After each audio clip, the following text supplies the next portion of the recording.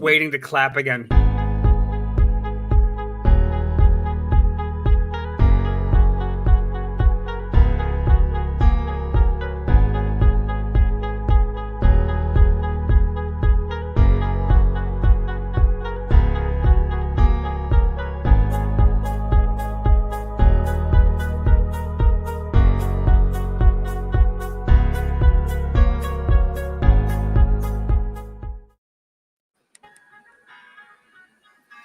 What's up to all our sidekicks and henchmen out there in the Geek Nation? Hi, my name is Noel, and I'm your de facto, just for a little bit, stepdaddy host, while JD is not able to make it today. Joining us is... Yo, what's up? Holla at your boy. This is Len, a.k.a. the Bat Tribble. Hello. And... Hello. Hi, it's Brandon, a.k.a. Inspector Spacetime Tribble. Not to be last, but always last, because he's the worst. Oh, it's me, Brian.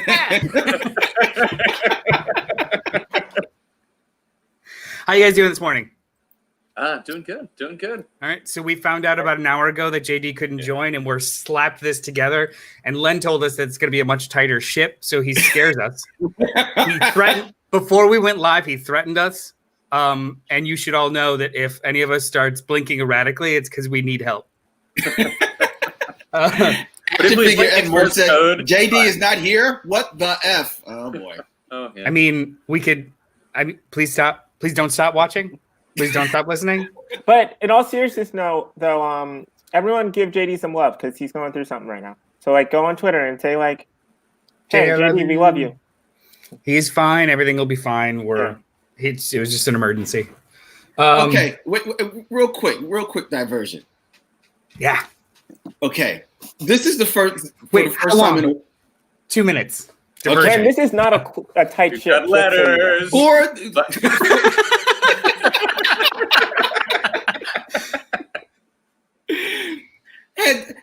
I'm curious if people in the chat, and shout out to each and every one of you, Christopher Goodnight, action figure expert, Samuel, David, Max, all of you out there watching us on YouTube and on Facebook and on Twitch. I'm curious if each of you have picked up on the boy crush that Brandon has very hard for our Johnny Destructo. Oh. I mean, I thought it was a shared boy crush. Oh. Actually, isn't that why we all talk? Because we all have shared crushes on each other. Yeah, that was my. Isn't that what friendship is? Yeah. Oh my god! Close it is.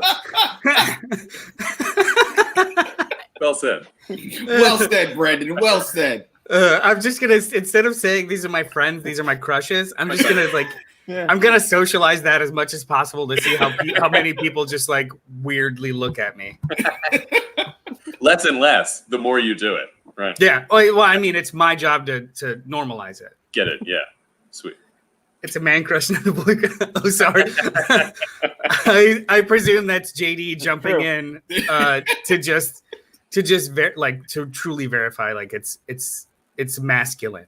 Yeah. It's a man crush. Exactly. It's a mature man crush. Anyway, guys, we have a letter. We have a We letter. have letters. We do. We have lots of letters. Letters. All right. So this came from Anthony Drago, which I mean, I always think of Rocky IV, but whatever. So he writes, when I wrote in and criticized Invincible, Noel and JD disagreed with me. You guys love it, but hey, the book is not for me. Or maybe it's not right for me now. Maybe I'll leave it and come back to it. But here's a question for all of you. What creator or piece of work is considered critically renowned, but was not for you? My answer is Grant Morrison. I read Batman R.I.P., Multiversity, and We Three. I just don't get it for what he's doing with his books. What say you guys? I have one right now that's like fairly new, but Once in Future, I read the first 6 issues, and it just did not do it for me. And I know a lot of people are really liking it, but for me, it was just, eh. What about it? So it felt kind of like, and this might just be me, but it felt like there was a lot of like England references. Because I think it's because like I know a little bit about Arthurian War, but not a lot. And so I could see the references enough, but not enough to actually get them. And so I kept feeling like I was missing something. And so yeah, that was it for me. You know what? I'm going to piggyback on your answer, and I'm just going to say half of Kieran Gillen's work. Yeah. Because Once and Future does work for me, and I really, really like it. You're right. Those weird like reference points of like very, very deep cultural reference points sometimes stumbled, especially in the first couple issues, but then I just started rolling with it. And of course, you know, the first couple of reviews that we did, there's somebody like Brian there who would give us like the etymology and the origin of every single reference. So it really helped like get into it. But Sweet. Almost every, like half of Kieran Gillen's stuff, Wicked and Divine, I could not get into. I tried 3 different times. Phonogram, I could not get into. I tried 2 different times. He has a way of picking. Die was just okay, and I stopped after like 6 issues. He has a way of taking something that he's passionate about and not really caring about accessibility. Yeah. So either you're into it, and if you are, it's amazing, or if you're not, you just have to sit on the sidelines because this isn't for you, period. So a lot of Kieran Gillen stuff I have trouble with. Yeah, I feel you on that. JD actually mentions that's pretty common with Kieran Gillen's oeuvre. Well, he's got time to spell when he's out off the show. And Christopher Goodnight says, Invincible is only just okay. I've never been in love with that series.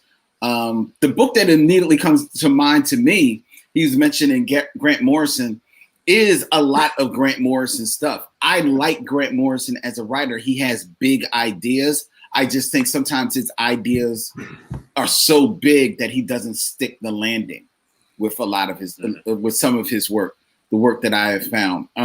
So I like him in theory, just that in practice, I find myself like, I don't know. I don't know about this. That's the only one that really comes to mind off the top of my head. Most people, I'm pretty good. Like if I like them, I rock with them. And I don't really follow critics. Here's a critical acclaim that I never got though. I never got the love artist-wise for I think his name was Michael Turner. I think he passed away. I'm sorry to say. But I never got the love for his art. Not one bit. I just didn't see it. He drew the same person, same woman, the same guy. Woman every time. Yeah. I just never got it. Like the difference between Supergirl and that Fathom character is literally just hair color. Yeah. And maybe, that's a very specific style though too. Like that was the mid to late 90s True Image Top Cow style. Like I still have never gone back and read Witchblade or anything because just that style always turned me off. Like it's just cheesecakey. I liked his art and I never cared much for the Image. Like I agree totally that it is that style, but for whatever reason I like his art. And Image, when Image was coming out, it was like I don't, I'm not into it. And maybe to me, it's like it hits it perfected that style or whatever. But yeah, but I've also heard a lot of people say that they're not too into it. So there you go. What about you, Big? Yeah. It's a good question. I've been trying to think, and some various things have popped in, but I'll triple down on Grant Morrison, right? Like some of his stuff is some of the best stuff that comic stuff that I've ever read, and then other stuff is just like, you're trying to do something cool, but it's too involved to be, it's too far in. Yeah. Grant Morrison, it's like he's always throwing a party, and sometimes you get an invite, and sometimes you have to watch from like the window. Yeah. But he's always throwing a party. We're good because Morrison has apparently like Green Lantern's his last like DC thing ever. According to I saw that. Liam Sharp said he's done with DC. We'll see. You know what I mean? We'll see when it's all, if he ever comes back or not. I bet if he has a cool Flash idea, he'd come back to do the Flash. Or, who knows? Rob Patey says that Michael Turner was Rob Liefeld with feet. I mean, he was also a much nicer person. Well, that's true. That's true. So that's why I don't think that's necessarily fair to put that on him. And JD, listening from the car, says cranky ass self-proclaimed comics god king Alan Moore. I mean, that's one thing about Watchmen is I think Watchmen's great, but it is not, in my opinion, the definitive comic that it was for so long made out to be. You know. You know what? In rereading that, I could see people, especially if you're going to it now, having that thought. But I always remember when the book came out, how groundbreaking the structure of the story was for the moment. That I still give it its due. And as far as Alan Moore was concerned, I was a fan of the first run of the League of Extraordinary Gentlemen. I did like V for Vendetta. What about Supreme? That was you know what? Supreme was just dumb him just having dumb fun with Superman. You know what I mean? Yeah. You know, I have the collection. I still pull it out once every couple of years and reread it.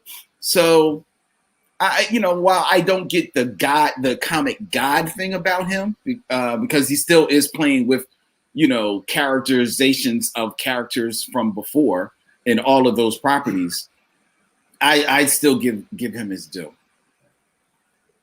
Word. I agree with that. Yeah. Fables. I never.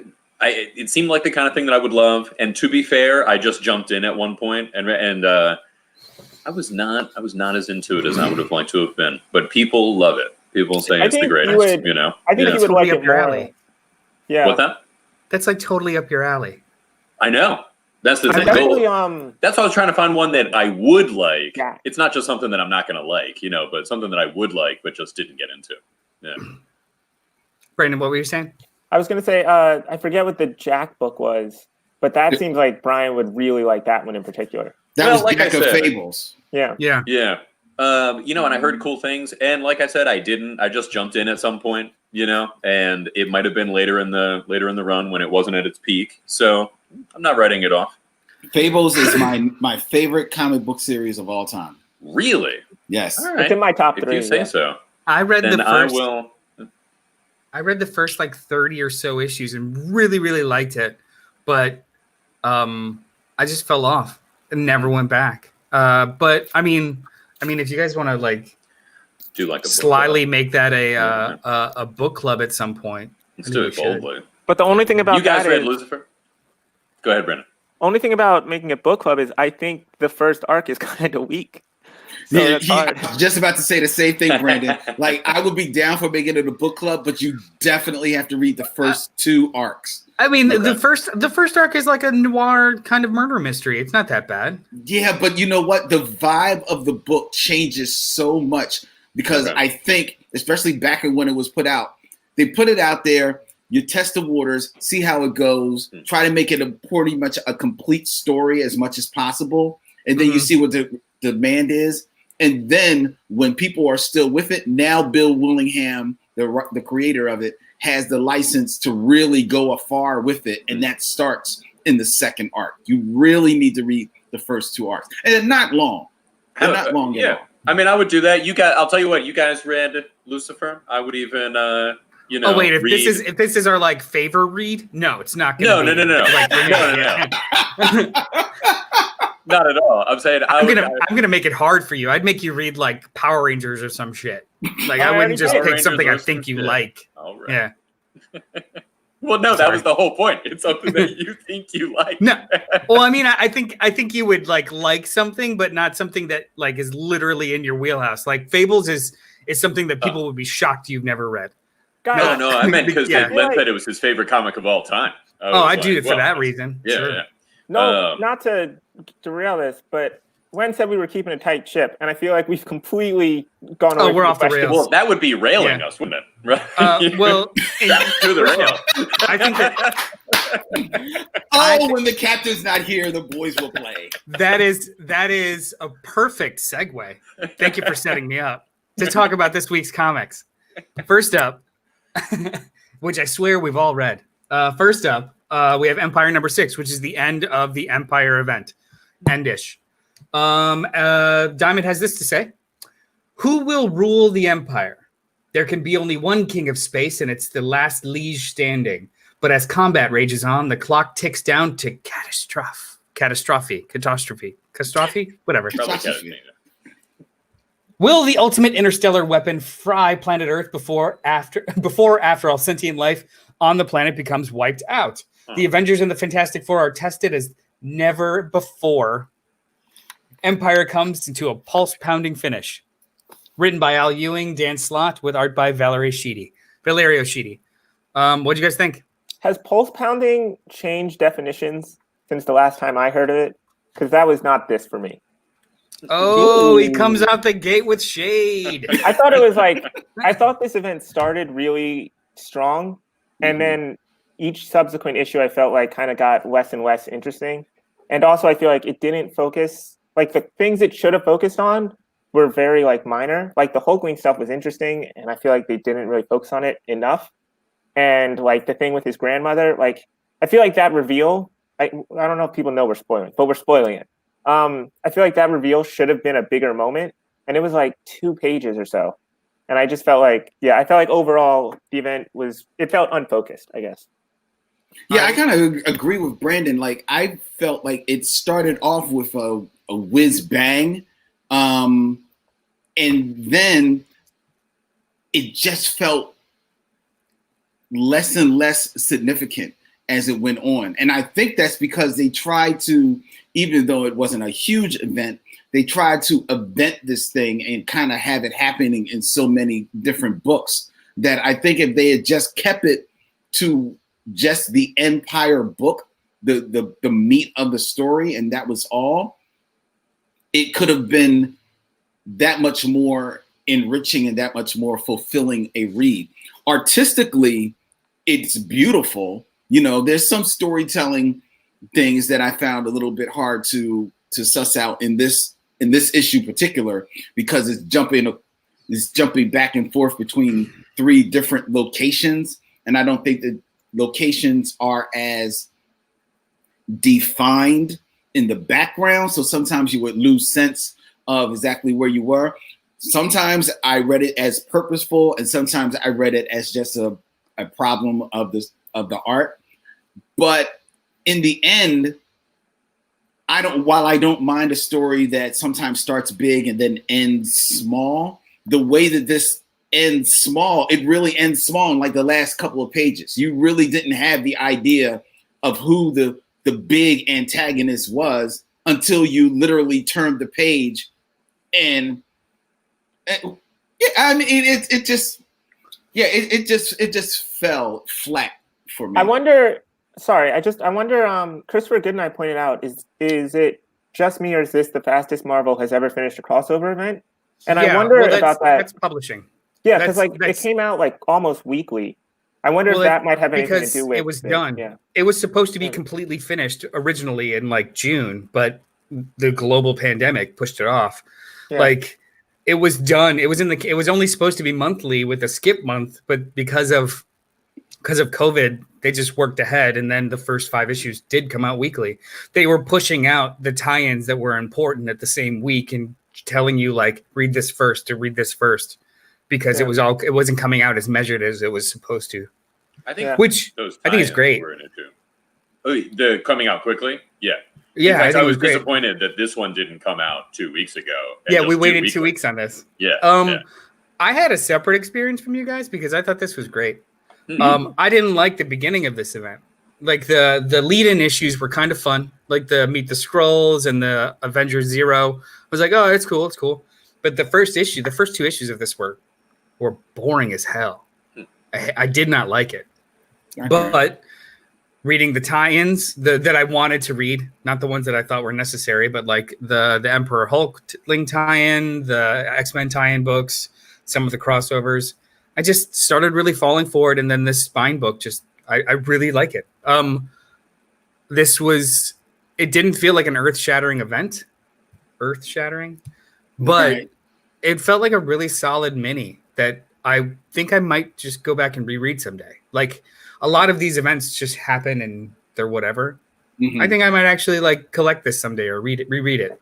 This reminded me very much of War of the Realms. Solid as shit. The tie-ins were good, and no one's going to talk about it in 5 years. Yeah. See, I felt tie-in wise, I felt with this one, especially, it was like there were large parts of the story that I didn't see. And like, why is Thor's lightning green? And I guess it's because I didn't read that. I didn't read it either. He's talking about how he's more in tune with, because Gaia is his mother in Marvel cosmology. Yeah, in Marvel cosmology. So I guess it's that. Like, the lightning is green because he's more in tune with Gaia, and it certainly does seem. And you get like the Fantastic Four and Spider-Man show up. You know, I mean, the Spider-Man, Wolverine, and all of them version of the Fantastic Four show up, which I didn't keep up with, and I kind of feel like they just pop in. Reed's in that armor for it's not really that big of a thing. He's in, Tony's armor. Yeah. That only happened in this book. That's a pacing issue, not a tie-in issue. Yeah, but I enjoyed it. It was just that aspect of it. I felt like this issue, there was a lot of stuff that I didn't see, and it left me a little wanting. But as like a little non-event sort of thing, it was cool. Rob Patey said events will always spiral into side stories. It makes money. What we have to ask is, do the core stories hold their own? Any divergence then is on you, the consumer. I think it holds on its own. I think it, like, for me, this 6 issues would have been easily just absorbed as a cute mini, which is what it was supposed to be. For me, it was bolstered by some strong side books. JD pointed out, he said, his mom is Gaia stuff confused me. I think that was probably supposed to be explained in the canceled Empyre Thor mini. I agree, because his mom in Marvel is Freya. So his mom in Marvel Comics is Gaia, but in the movies it's Freya. And in Norse mythology, I believe. Well, but no, because in the Thor comics, it's Freya. All here inside the history of the Marvel Universe. His mother is Gaia. Well, then who's Freya? Is she his stepmother? Well, she's Odin's the woman that raised him. Yeah. Okay. But it's that the is same way explained that before Zeus is Wonder Woman's father. Yeah, Well, but except the Gaia stuff is him. earlier than that. Right. That's been the case for a while with Thor. Hang on, I'll find the page. I'm sure you will. I'm sure you have it dog-eared. I don't know that that's necessary. For anyone that hasn't been paying attention for the last year, History of the Marvel Universe by Mark Waid and with art by Javier Rodriguez with Alvaro Lopez is one of the best collected editions that came out in 2019 or 2020. It's fantastic. It's prestige size. It is literally the entirety of the Marvel Universe told in narrative form. You're welcome. Pick it up. But JD's right. Like, that is not that. It's not a big part of Thor that guy is his mom, and it not being explained at all. It not being explained at all in this book is a little confusing. Rob Patey says that his mother is Renee Russo, and I agree. Yeah. On that note, we should probably move on to the next book. What do we got? We Only Find Them When They're Dead, #1, written by Al Ewing with art by Simone DeMeo. Diamond has this to say. Actually, Diamond had 4 paragraphs of information to say, and I cut it down to 1 because you want people to read the book. Captain Malik and his crew of the Vihan 2 harvest the only resources that matter from the giant corpses of alien gods found in the edge of human space. While other autopsy ships race to salvage the meat, minerals, and metals that sustain the human race, Malik sees an opportunity to finally break free from this system. What did you think, Brandon? I like the cover. It was real cool. And that's you all are such a hater. No, you didn't read it. I thought you were being sassy as hell. If they would have tried, it would have been great. Who had a chance to read this? I did read this. Brian, what's up? I actually wanted you to read this. I want to hear your thoughts. Cool. I made it a point. And I do also really like the cover. This is a very cool cover with that kind of space scroll kind of thing. Hold it up again. All right. One moment. Here we are. It's this towering title amidst a background of nebula or something like that with the ship small there, reinforcing the whole large bodies of gods in the outer spaces here. The ship is pretty cool too. It's good ship design. Mm-hmm. Anyway, very good. You guys are back. So yeah, I liked it. It's this kind of not so much art, but art and coloring style can make it seem a little, I don't know, light or kind of more fun than you would think the story is. Mhm. I like this style where they have large panels, just as you thought I was done holding up this screen here, and you've got just text written. Yeah. That's nice. It's a nice choice. The story itself is, I mean, the large beings that they believe are gods for whatever reason out on space, out on the edge of space. They've only ever found dead ones. It could be interesting. We'll see. We'll see what happens. It's not. It really all depends on where it goes. But it was a fine intro to that idea. I absolutely 100% loved this comic book. Oh. This comic book felt like it felt like an animated anime movie come to life. It was and specifically a Netflix anime movie, which kind of like is anime, but still kind of has some like American trappings to its artistry. That's what this book felt like. It felt like trying to take,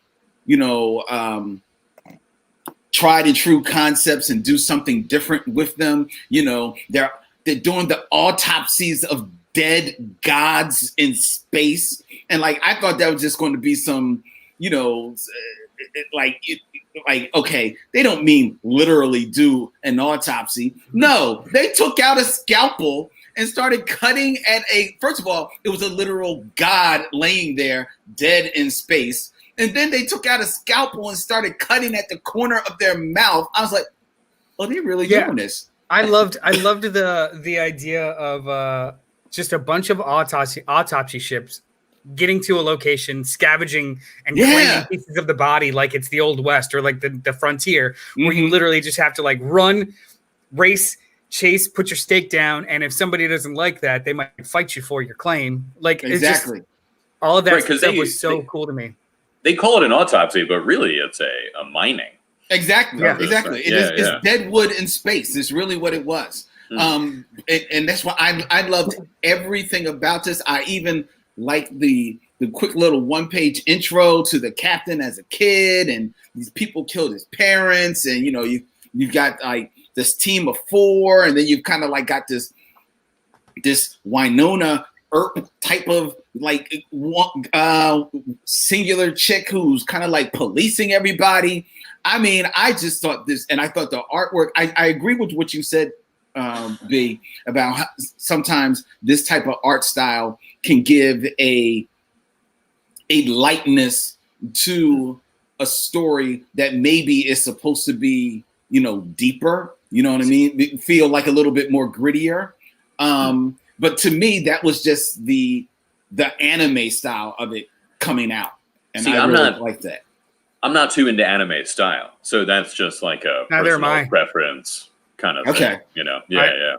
I actually had this conversation recently with some friends. I feel like I've completely missed the boat on anime and manga because I don't really jive with it. I just missed the boat on it, and now it's catching up. I'm not really a consumer of that either, but I found this to be fantastic. I'm used to this artist because they did some stuff I've seen before. I was more enamored with the colors because it's a very vibrant book, but it took like the second or third kind of flip through for me to realize that it's because in the world that they set up, there are no natural light sources, and it's all very neon hued from the inside of the ship, and it's really eerie and creepy. This is a great damn book. I love this. I loved it. Samuel David says that he liked this book. I think it was a great start. It was an intriguing idea. And JD, listening from home, says it was awesome. The art was vibrant and stylized. The story was tight and ended on a great setup. Part of me thinks too, like, because this is Al Ewing, he doesn't do much creator-owned stuff. He's like a in the bed with Marvel for a long time kind of guy. Part of me thinks that maybe this was like a canceled pitch about the Celestials. Huh. And then he just That's took it with him. interesting. Yeah. Because I mean, immediately I thought Yeah. Celestials, like they're not gods, they're just gods in our perception of how we define, things we don't understand or Right. beings that are beyond our comprehension. So I never really considered them gods in the religious or biblical sense. More so like these big fucking things that every piece of them is valuable. And I mean, we find them when they're dead. We might as well use it. I thought that was awesome. I wonder, so it starts off with this mining ship, but it could go in a lot of different directions depending on like what's the story with those gods or it's that an kind of Ocean's thing. 11 heist now, but multiple art. I mean, because at the end they kind of set up like we're gonna go find one, like in a kind of a heist movie kind of way. But you're right. Future arcs could be literally about this other, civilization of beings that are huge that we deify. Mm-hmm.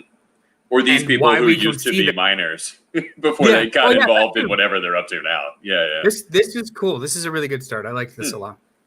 Yeah, I loved it. This was really cool. Maybe one of my favorite reads this week. Did you guys notice it started with like book 1, chapter 1? Mm-hmm. I wonder how many books he's got planned, and what the scope of the story is. I am a giant fan of creator-owned stuff that has an ending. So hopefully it's not 190 issues, maybe closer to like 40 or 50. Yeah, that would be nice. great. Just like a nice chunk collection that you could just be like, you should read these 40 or 50 issues because it's spectacular. But speaking of spectacular, this is a good segue. Batman 98 by James Tynion IV with art by Jorge Jimenez.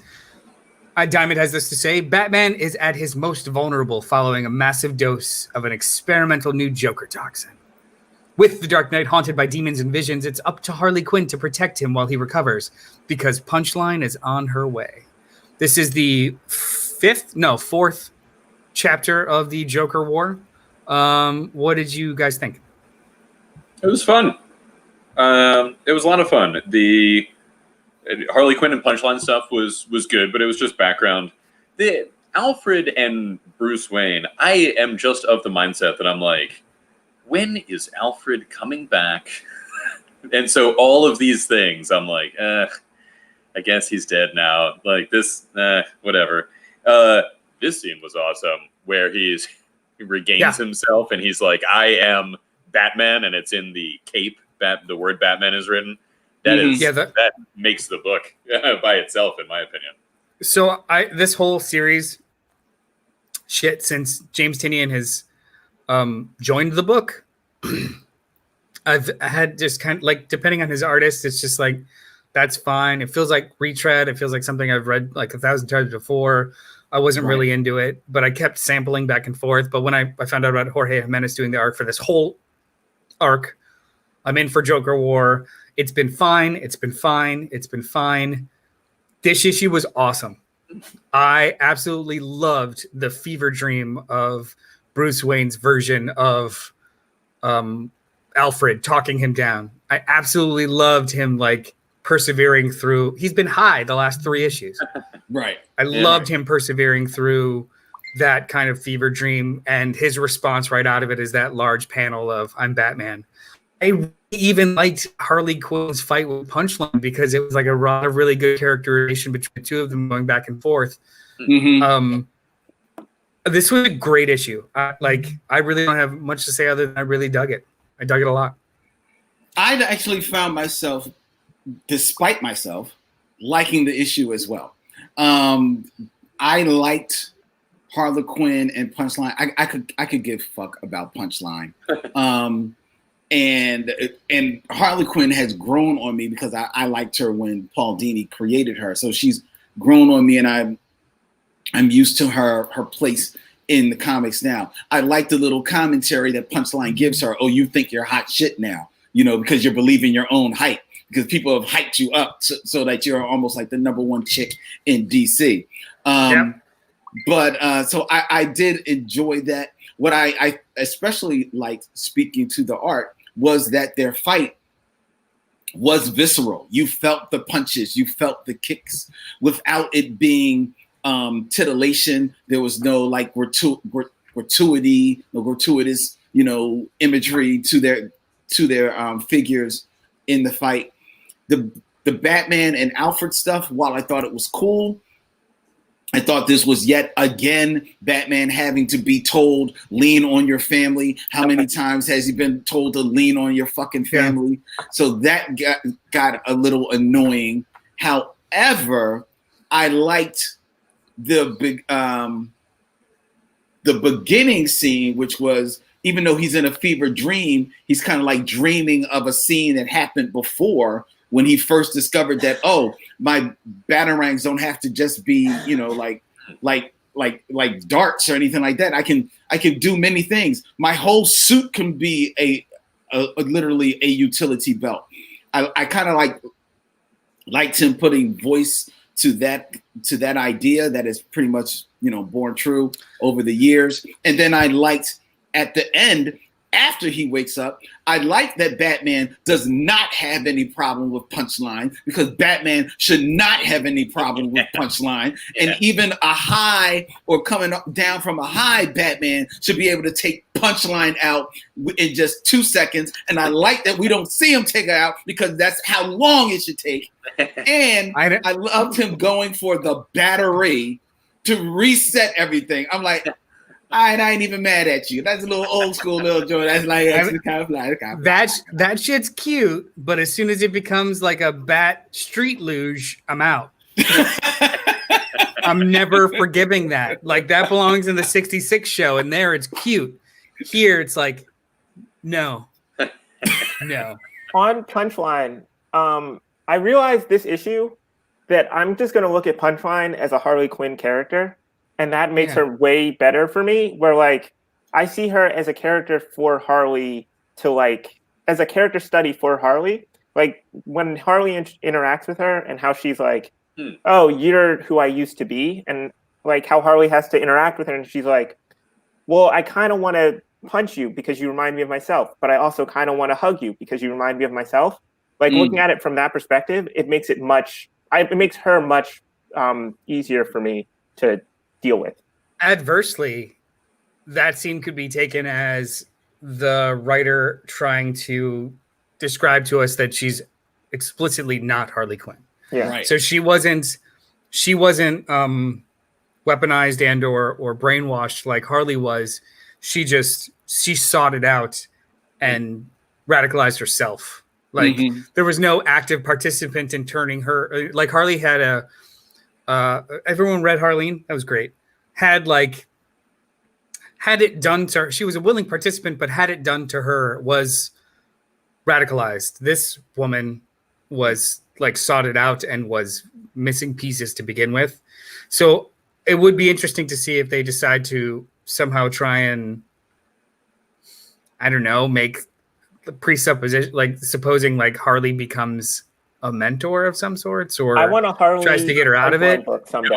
I think her utility as a character also, if that were to happen, might go away. Like she lets Harley be the evolved Harley that is happening now, while still she fills that role. So hopefully some future writer isn't like, ooh, what if Harley was bad again? You know? I think she's just going to be, I hope that she's just going to become Harley's Joker. And then we leave it at that. She's just always a baddie. It's fine. Oh, you think Harley's Joker? That's interesting. I was thinking of her more as like somebody to be with the Joker so that Harley Quinn can, like a side. I mean, it doesn't have to be mutual. Oh, true. I don't think those are mutually exclusive things. No, like no. Joker's permanent sidekick, but then also like a nemesis for Harley. Yeah. But yeah, anything else? I just wanted to co-sign that JD co-signed with Brandon about Punchline. It's the man crush. The next book we're going to talk about is one that I also wanted Brian to read, so hopefully he did. I did. It's Lonely Receiver #1 by Zach Thompson and Jen Hickman. I'm going to keep this up while I read. Katrin Vander, a lonely video producer, buys an artificial intelligence partner that's meant to bond for life. After 10 years together, Her holographic wife suddenly disconnects without a warning. The breakup drives Katrin to the point of near insanity. She's alone for the first time in years and reeling from a loss she can't comprehend. What did you guys think of this? It was interesting. It Right? was. So there was one part that really threw me, that it took me a little bit to figure out what was happening, because it starts off in I'm assuming one time period, the furthest forward time period, but then it goes back, and one of the two main characters has just been broken up with, and then she builds or orders this like a machine intelligence that will be her significant other. Then it jumps forward, and I guess her having longer hair is supposed to show that passage of time, but I didn't get that. So I thought the woman who was the machine intelligence with shorter hair like she has in the beginning was her, and it took me a little while to like figure out what was happening. So like the woman at the beginning that's fading away. Yeah. I actually don't know who that's supposed to be yet. She's fading away? Yeah, look at the last panel.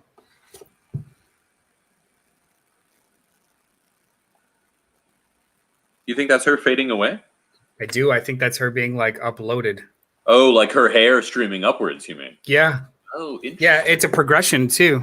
Yeah. Like in the other panels, it starts to go up and then starts to interesting. Like be loaded up. So I think that there's more to that. But you're right. Like the first like 5 pages of this book, I was grasping at who's narrating and who I'm watching, because they didn't jive right away. So you saw that like teaser for present or future, and then it shoots all the way back to her being sad and crying because she was broken up with, and her response to that is buying the new device to build a girlfriend. And then it skips forward to she's got long hair now and they've been together for X amount of time. And you start to see the seeds of division breakup. So like what I found fascinating about this whole thing was it was a weird, the conceit was just, dramatic sci-fi. But despite all that, it was mainly about a toxic relationship between two women. And that was super fascinating. So like all the other stuff was cool, novel, but the story itself was really difficult in a good way. So I was very impressed. That's why I was hoping you guys would read this and share your thoughts also. Yeah, the idea of a piece of technology being always at our beck and call is not something that we really have to confront right now as a technological species, but if it became sentient, then that would be all of a sudden a big problem without you knowing it necessarily before, as it grew to its own sentience. There's a lot of questions about ownership in this. Like if you gave birth to something, does that mean you own it? And at what point does it become self-sufficient without you? I mean, a parent and their children. Like this is just a really interesting book. Right. As soon as it wants to be, I would assume is the safest answer. And we're seeing when this sentient being wants to. I think we would need to have, right, as we for real develop AI that could be self-aware, it absolutely should be built in that it will let us know if it becomes self-aware and doesn't want to do what we ask it to do, I think that's something that we need to think about. JD says that the book was very reminiscent of Her, the film. Never finished it. I never saw it. I wanted to, but didn't. Okay, here's the thing about this book. Okay. Here's the thing about this week's book. What you two have just described sounds like an extremely interesting, fantastic comic book that is probably a literal episode of Black Mirror put to the 4-issue panel. No, it probably is that. However, when we get our books, we get little thumbnails of the covers. So I got the thumbnail of that cover. You see, Noel knows exactly where I'm going. you, baby. Well, here's the thing. We had look at it. This is how the sausage is made, ladies and gentlemen. Just keep going. We had this book, Lonely Receiver, in our that we're going to be reviewing. We only find them when they're dead. We had Inkblot, and we had Hellblazer Rise and Fall. Right now, all of these comics to me have horrific type of titles. Right? I can't wait for you to get to Inkblot. And then when you look at the little thumbnail, they all looked a little like Hellblazer. I never read, but I know it was in the horror genre. So I'm like, I don't know. We only find them when they're dead. It was like, ghosts, obviously. Ghosts or zombies. Go on. Exactly, right? And then Inkblot was just this black image on the screen. I'm like, oh, this looks iffy. But I read Hellblazer. I opened up Inkblot. I read Inkblot. And I read We Only Find Them When They're Dead. I said, okay, 3 out of 4 of them, I got off good. I'm not going to chance it with the 4th one that the cover looks like this woman's face is melting off of the screen. I'm not reading this book. I'm not. Now, I'll go back and read it now that I know this. Yeah, you know what? I need to remember to do that. I need to remember to be like, hey, here's what I think we should talk about. Not a horror, not a horror, not a horror, not a horror. Just like subcategorize everything. Yeah, that's a really good point. Like Nail Biter. I mean, that could be a book about anxiety. Yeah. We don't know. Like a private investigator. I mean, going back to Kieran Gillen, I mean, Die is about people playing a board game. Literally about dice. One die. Yeah. I mean, that one's kind of, So, I mean, it's this is just a metaphor. this cover is only metaphorical. We don't have to like Brandon, did you get a chance to read this? What did you think? Which one? Lonely Receiver? No. Yeah. No. I would suggest you give it a shot. Yeah, it's good. It's interesting, and it sets up an interesting thing, so we'll see what happens. This could be one of those books that is difficult to recommend, but you're glad you read it because it's different. Like there's something in this that you're not getting on the stands in other books. So also too, I wanted to try an Aftershock comic. We never get a chance to really read Aftershock or jump on something that just starts. Like I've read Baby Teeth, but that's pretty much it when it comes to Aftershock. Right. Yeah, I was going to say that to shout out that this is an Aftershock comic book, so people, one, know that we don't just do Marvel, Image, and DC. And then two, there is some very innovative and cool things being done in the comic book scene right now. Because we only find them when we're dead. Isn't that, is that Boom? Boom? Yeah, that's Boom Studios. Boom. Yeah, so cool.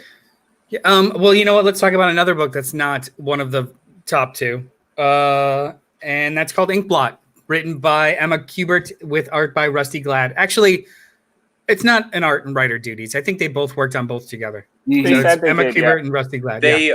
He went into it. Did you read the afterword? No. And this one? So they go into it. He says they do, what was once called the Marvel method that was very common, where she drew it. And I guess they both kind of had scripting duties, but I'm not 100. I mean, not plotting duties.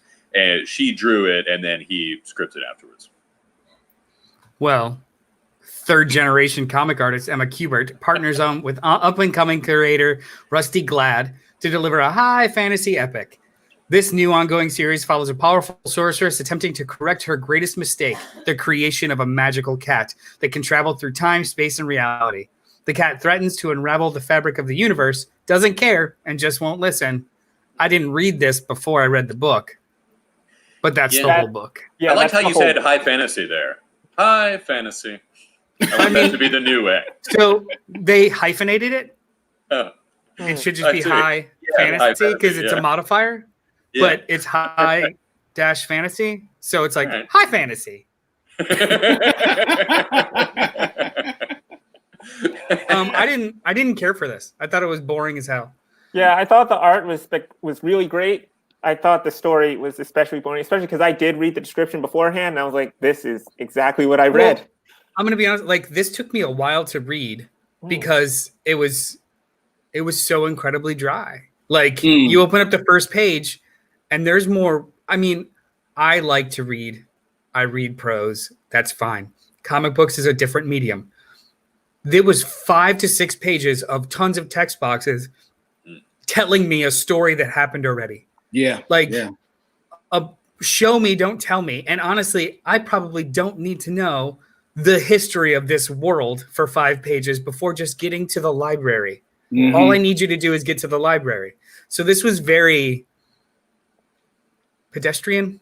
Yeah. And there was also a lot of exposition. Like, doesn't she have like her brother's in charge of something, I think, and then her sister's in charge of something? She's got 48 siblings, and all of them are in different worlds, in charge of different things, doing their different stuff, and 2 go missing. So like you're info dumped hard. Yeah. Tons and tons of information. Yeah. And none of that makes you any more appreciate her character. It doesn't do anything to bolster her character at all. Go ahead, B.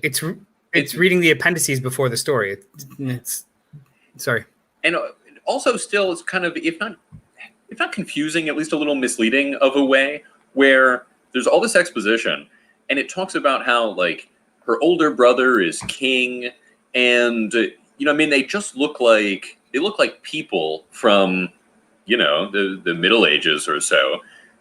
So it takes you a second or two to wrap your head around the fact that the older brother is like a millennia old or whatever, and which is a massive point. And there's a ton of explanation about what's happening, and it still is not.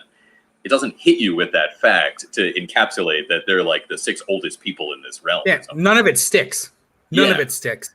Like after reading all of it, and then her first thing of like, I've written all these books, every word of it for 4,000 years. I'm like, right. Wait, you're 4,000 years old? 4,000? Yeah. Like it was none of it. Like it was like a lot of things at the wall, but none of it stuck. So every time I would move to the next like part of the book, I was like, what? I will say though, to go along with what Samuel David said, the cat is adorable. Oh, I mean, super adorable. The cat is well done. Yeah. And it's a shadow. The cat is it's adorable. But it has eyes. It's got eyes. But so after reading the solicit, I don't want to read a story about a whimsical cat that doesn't care. But could destroy all of space and time. Like I'm not that demographic. If your whole the whole crux of your book is based off of cat cliches, I'm out. Yeah. Like the misadventures of this cat. Yeah. No. Yeah. I mean, you know what though? Might have been in if you literally started with magical cat and craziness and then slowly revealed to me the expansiveness of this universe. That might have been a fun way to just hook me. But I was not feeling this. It seems like with this style of high fantasy, they do like high fantasy. They do this. High fantasy. That they do this like here's this whole world. This is what all of this world is about. In the first 3 pages, here's the story. It's a common way to do it. I don't like it that much. It's the equivalent of a kid showing you the long form of the math problem instead of just giving you the answer. Yeah. But look, I did all the work. Like, no, just show me the answer and then slowly show me that you did the work, not just front load me with your details. Like, and as we go to each world, which it clearly seems like we're going to do, finding out that information. Like, if you didn't know that she was 4,000 years old at first and then it was revealed later, that could be a pretty cool reveal. A lot of this could have been really cool. Yeah. I just feel like I'm dunking now. I didn't care for this. It's out there for somebody. Hopefully all of the problems I have will probably be relieved by like this 3rd or 4th issue. I'm just probably not going to stick around that long. Rob Patey says they're trying to ride the Baby Yoda train. I guess, come up with an adorable character all about the eyes. Rob's trying to ride Baby Yoda. So I don't want to come off like I'm dunking it. So all of those things I do think are true, but I did still enjoy reading this book. Like I had a fun time. It was not too consequential, but I liked it. I enjoyed reading it, but I don't think I'll read the next one. You know what? That's perfectly said. Like not too consequential. Like if somebody put this in front of me, I would read it. but Yeah. if it's not in front of me, I wouldn't Yeah. seek it out, right? Yeah. I mean, Len, did you have anything to add? No. All right, let's get back to the horror book that you did read. Hellblazer: Rise and Fall #1, written by Tom Taylor with art by Derek Robertson.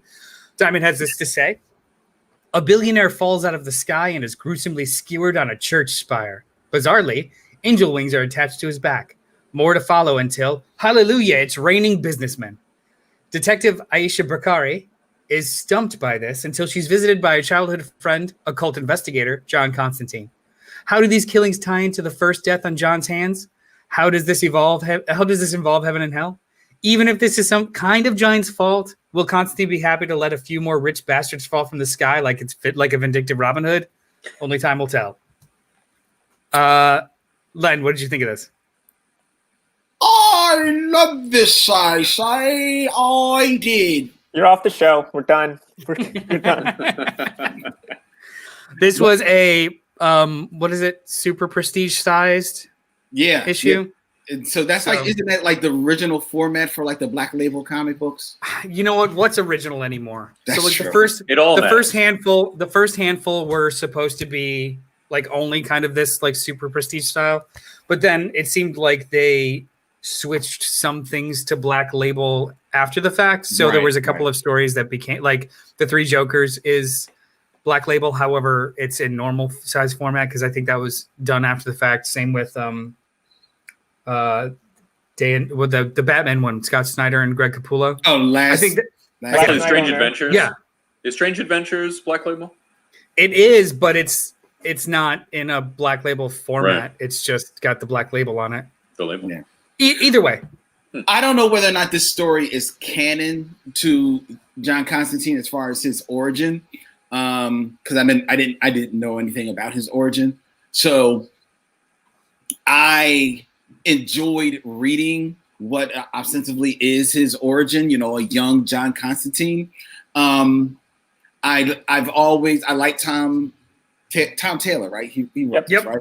I like Tom Taylor. I've always been a fan of Derek Robertson artwork, like it expressiveness to his faces. I thought the story was read kind of like almost like an episode of Constantine, a nice little supernatural procedural type of vibe to it. I thought the art was dynamic. It was expressive. It was like in your face. I thought it was funny. I thought it was just a real fun comic book. When I first picked it up and saw that it was 52 pages, I was like, ugh. Oh God, not again. But those 52 pages just breezed on by, man. It was well paced. I enjoyed all of the characters that were introduced, which made me feel it that much more than when one of the characters was like really like killed in a horrific way on the screen. I loved it. I really did, and this made me. I was a fan. I became a fan of the character Constantine from the show because I never really read the book. I will see him pop in there now and then in different stories, and it's like, oh, he sounds like a cool character, but I still never felt moved to read Hellblazer. Then the Constantine character, the show came out. Loved that. He moved over to Legends of Tomorrow. Thought that was a great place to keep the brother working because he deserved it. Then he started showing up in the DC animated universe, like what they were doing with him there. And then I was like, all right, Constantine is cool. And this just continued on that ride. I love this. It was fun. So I think Constantine is one of those characters, Constantine, whatever. It's one of those characters that it wasn't like this before, but now he can be in every aspect of the universe. Like every version of him can exist in some way. Before he was clearly only Vertigo, only a specific type of horror book, only a specific type of tone and art style. But in the last 5 years or so, he's been showing up everywhere in like New 52, in like he has a DC proper book and also these like mini series. Like the animated movie is hard R, more Vertigo-ish, yet he's joking around in Legends of Tomorrow. So like he's become a much more, for better or worse, he's become a much more malleable property character. Mm-hmm. And I think this version of him in this book specifically is a mix of the two, because the tone of the book wants to be a Vertigo-ish book, but it's the characterization of the TV show, like the kind of more tortured but jokey and like, you know, red tie specific Constantine. So it's interesting. I really liked it. I forgot how I felt about Derek Robertson's art. I mean, I really like it, but there's times when it feels grotesque, not in a nasty grotesque like EVS kind of way. Yeah, His stuff right. always just looks like musculature icky. Yeah. But Like it's that different. guy in his face there. Yeah, it's Yeah. very grotesque. Like there's a part in the book when a guy gets shot in the face, but you don't see the bullet wound so much as like the muscles in his face just contract, and it's very grotesque and it's effective.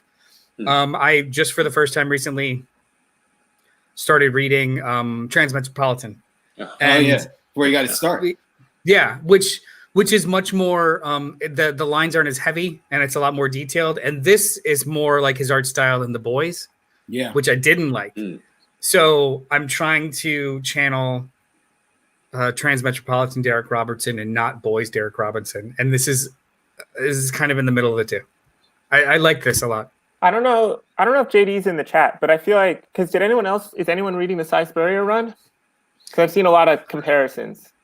JD is, and he said the first thing he said to me after reading this was, first of all, on the channel there is a thunder round of his review of this book, right? But then also the first thing he said was like, it's not as good as the Cy Spurrier book, but it's pretty good. Yeah. Like he was just happy with it. It's Speaking of unfortunate that it JD, came out around here. He said, what was it? Watchmen and one other thing were the only Alan Moore things that he liked. But didn't Alan Moore create John Constantine? Yeah, but he was a side character in Swamp Thing. Still, I mean, he's one of JD's favorite characters. Is Alan Moore one of the people who's met Constantine? Does no one else know about this? So apparently a few writers who have written Constantine have claimed to have met him. Specifically, and I know for a fact at least Grant Morrison has.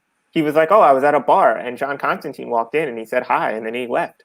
And it's like, interesting. Is this in like the... It's in the like Grant Morrison's it's in the Grant Morrison way, yeah. But I don't know if I mean like as in I met the person that inspired the characterization, or is it like this fictional character is actually real and traveling cross-dimensionally and I met him in a bar. If there is somebody who can travel through dimensions to places where they are fictional, then theoretically we could meet them. Whether or not that has happened is different. That's a very large theoretical. Theoretically, I could be rich if there's money in my account. Right. Well, I mean, in the infinitude of reality, if all things exist, that would be one of those things. What are you, Scott Snyder? Like everything matters. Here's an event. This is classic. This is like Baruch Spinoza or before. Interesting. Wait, what? Real quick, Alan Moore claimed to have met his creation on 2 occasions. In 1993, he told Wizard magazine, "One day I was in Westminster in London. This was after we had introduced the character. I was sitting in a sandwich bar. All of a sudden, up the stairs came John Constantine. He was wearing the trench coat, a short cut. He didn't even look exactly like Sting. He looked exactly like John Constantine. He looked at me, stared me straight in the eyes, smiled, nodded almost conspiratorially, and then just walked around the corner out of the other parts of the snack bar." So yeah. Do we know any of the context of that meeting? Like, how many mushrooms did Alan Moore eat beforehand? That's what I always think when I bring it up. But I think it's a fun story. Rob Those are the drugs, Brandon. Yeah. So I get like this is like a tacit. Everyone agrees this book was decent. It was really good. It was fun. Yeah, I enjoyed it as well. Not tacitly, outspokenly. I thought. Well, tacit in so much as, oh my God, we're not freaking out and jumping in between the panels. Right. Like, holy shit, setting things on fire because we're so excited. No, That's what people do, I'm also right? curious. Yeah, that's what I do every time I'm excited about something. Luckily, I'm a very calm person. But I also don't know if, like, is there room in John Constantine's origin for this additional, like, origin story, She's in or canon. is this just that was this already in his origins? I just don't know. You know. Oh, I don't know. Yeah, it was fun. Yeah. I don't know. Yeah, interesting. JD says it wasn't amazing Constantine, but it's solid Constantine. And Rob Patey says that Black Label is trying to be the new Vertigo because Young Animal was too neutered. I think Young Animal was always supposed to be more Yeah. accessible, more all ages Vertigo. Anyway, like Gerard Way is a self-proclaimed child of Vertigo, so Yeah, that was always the intention. We have 2 more books to talk about really quick. If you guys want to hit through them, thumbs Let's up do to it. move on. What do we let's got? go. All right, the first of the 2 is Black Widow #1, written by Kelly Thompson with art by Elena Casagrande. Diamond has this to say: Natasha Romanoff has been a spy almost as long as she's been alive. And she's never stopped running, whether she's working, whether she was working for the good guys or the bad. But Natasha's world is about to be upended. Beyond San Francisco's Golden Gate lies a mystery that only the Marvel Universe's greatest spy can solve. Don't miss this heartbreaking thrill ride of 2020. Not pulse pounding, but heartbreaking.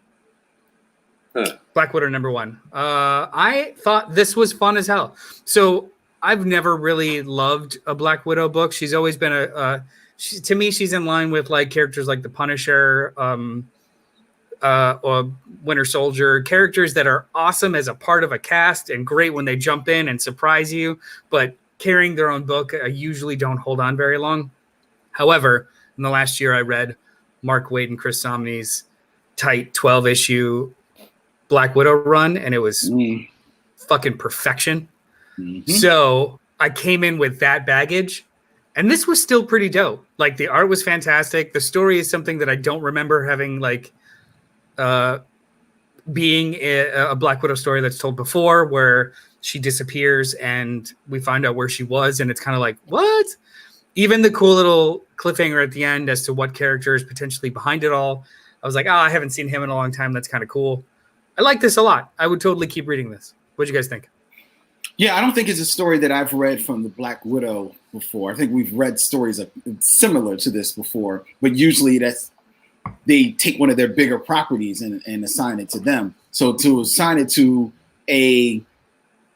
despite her cachet in the Marvel Cinematic Universe, Black Widow is still first and foremost in the comic books a very ancillary character. Yeah. To assign it to her was, interesting. I haven't read it before, and I enjoyed it as well. I enjoyed the bigness of it, the smallness of it.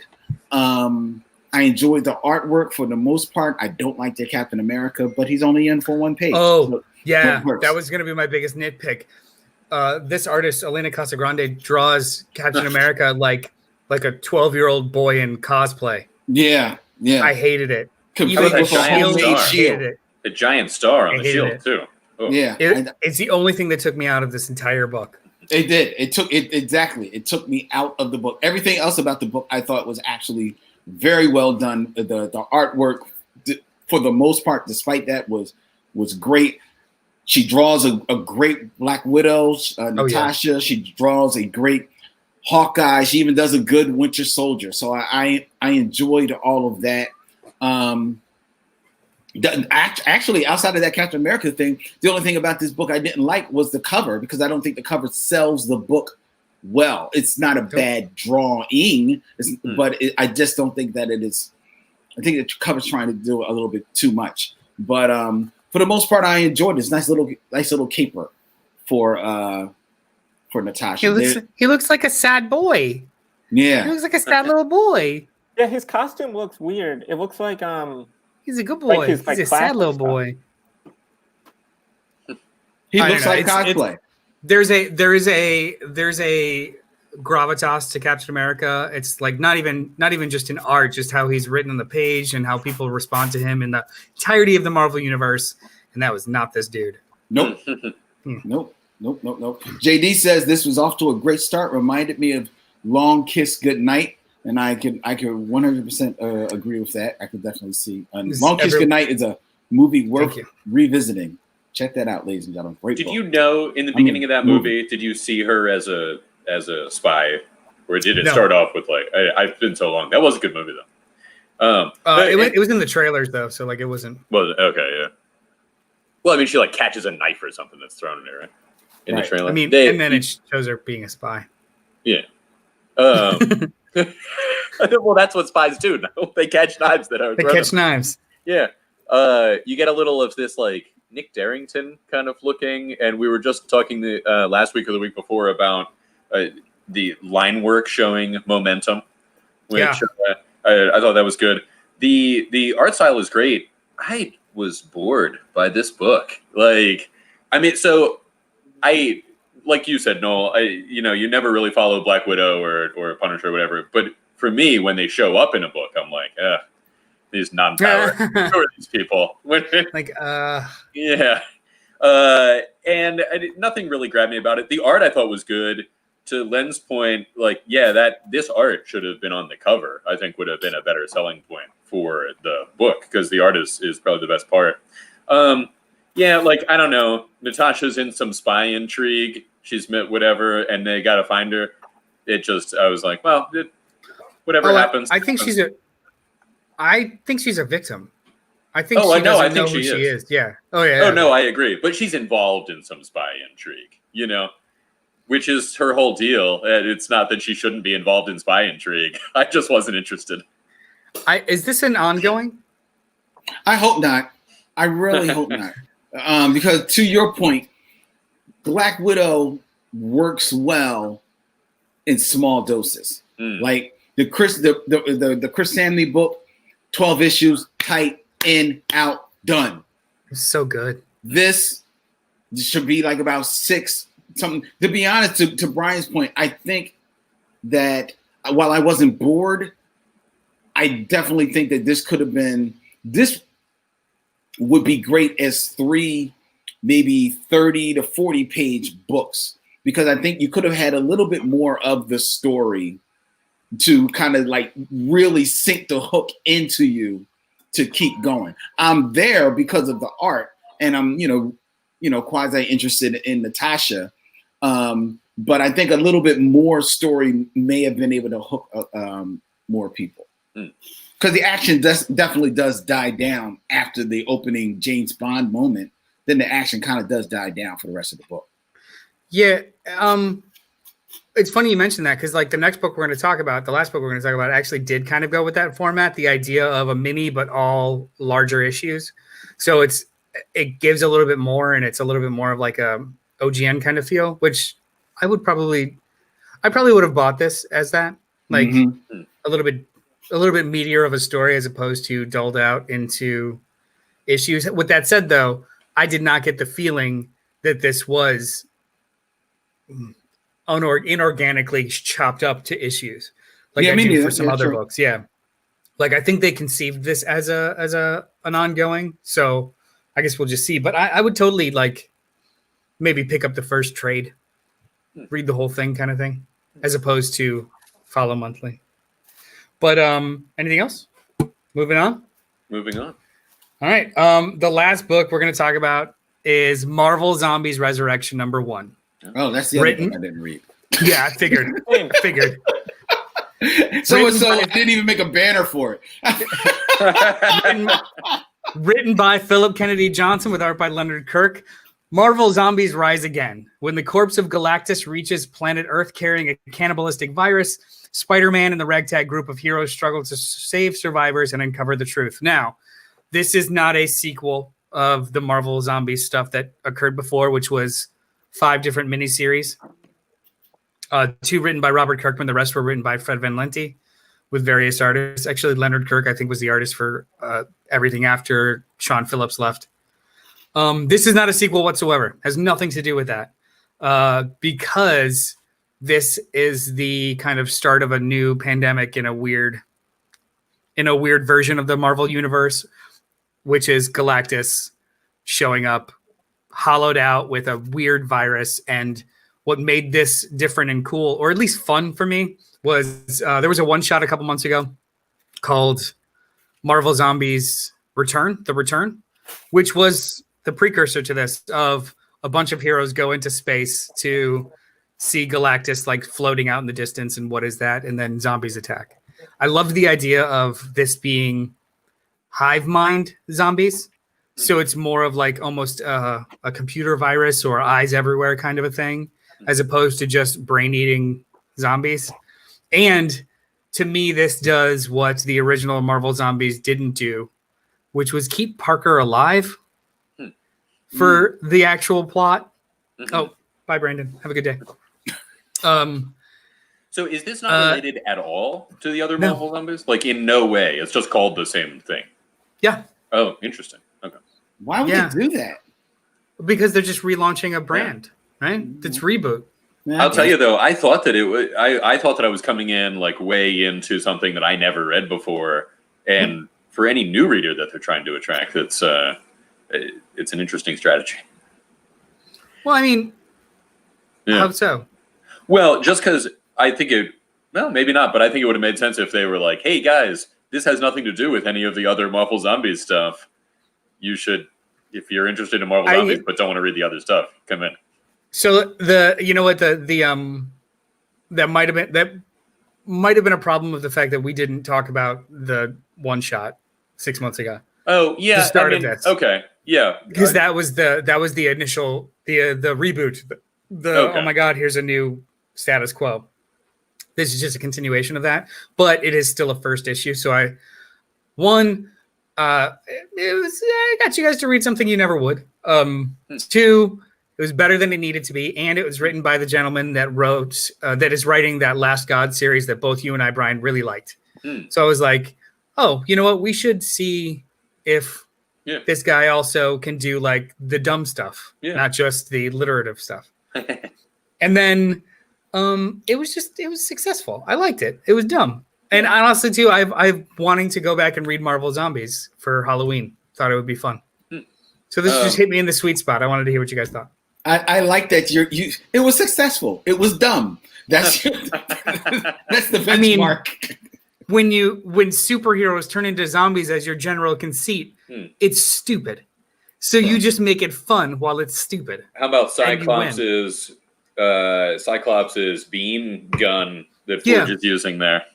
Forge turned mutant bodies into weapons for this little party. So the cannon with his head. I forget. I think it might be either Dazzler or it's a gun with Scott Summers' face. So he's actually like using the blast for the undead. Yeah, Scott Summers. I guess the eyes are what would it. When I read that, I was like, "Is that how Scott's powers work?" Comic book lore wise, sure. I mean, I guess so, but I would have thought it was more of a whole body thing.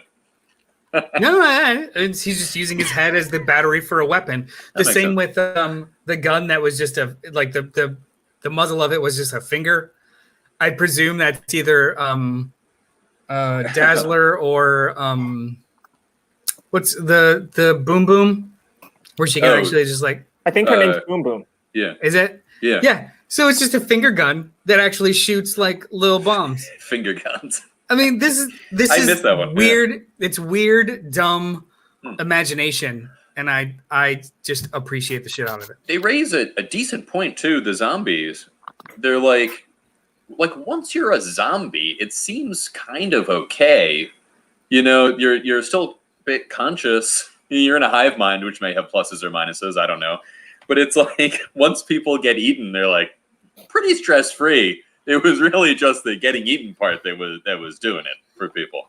But I agree with you, Noel. Having Peter Parker as the viewpoint character is an excellent choice.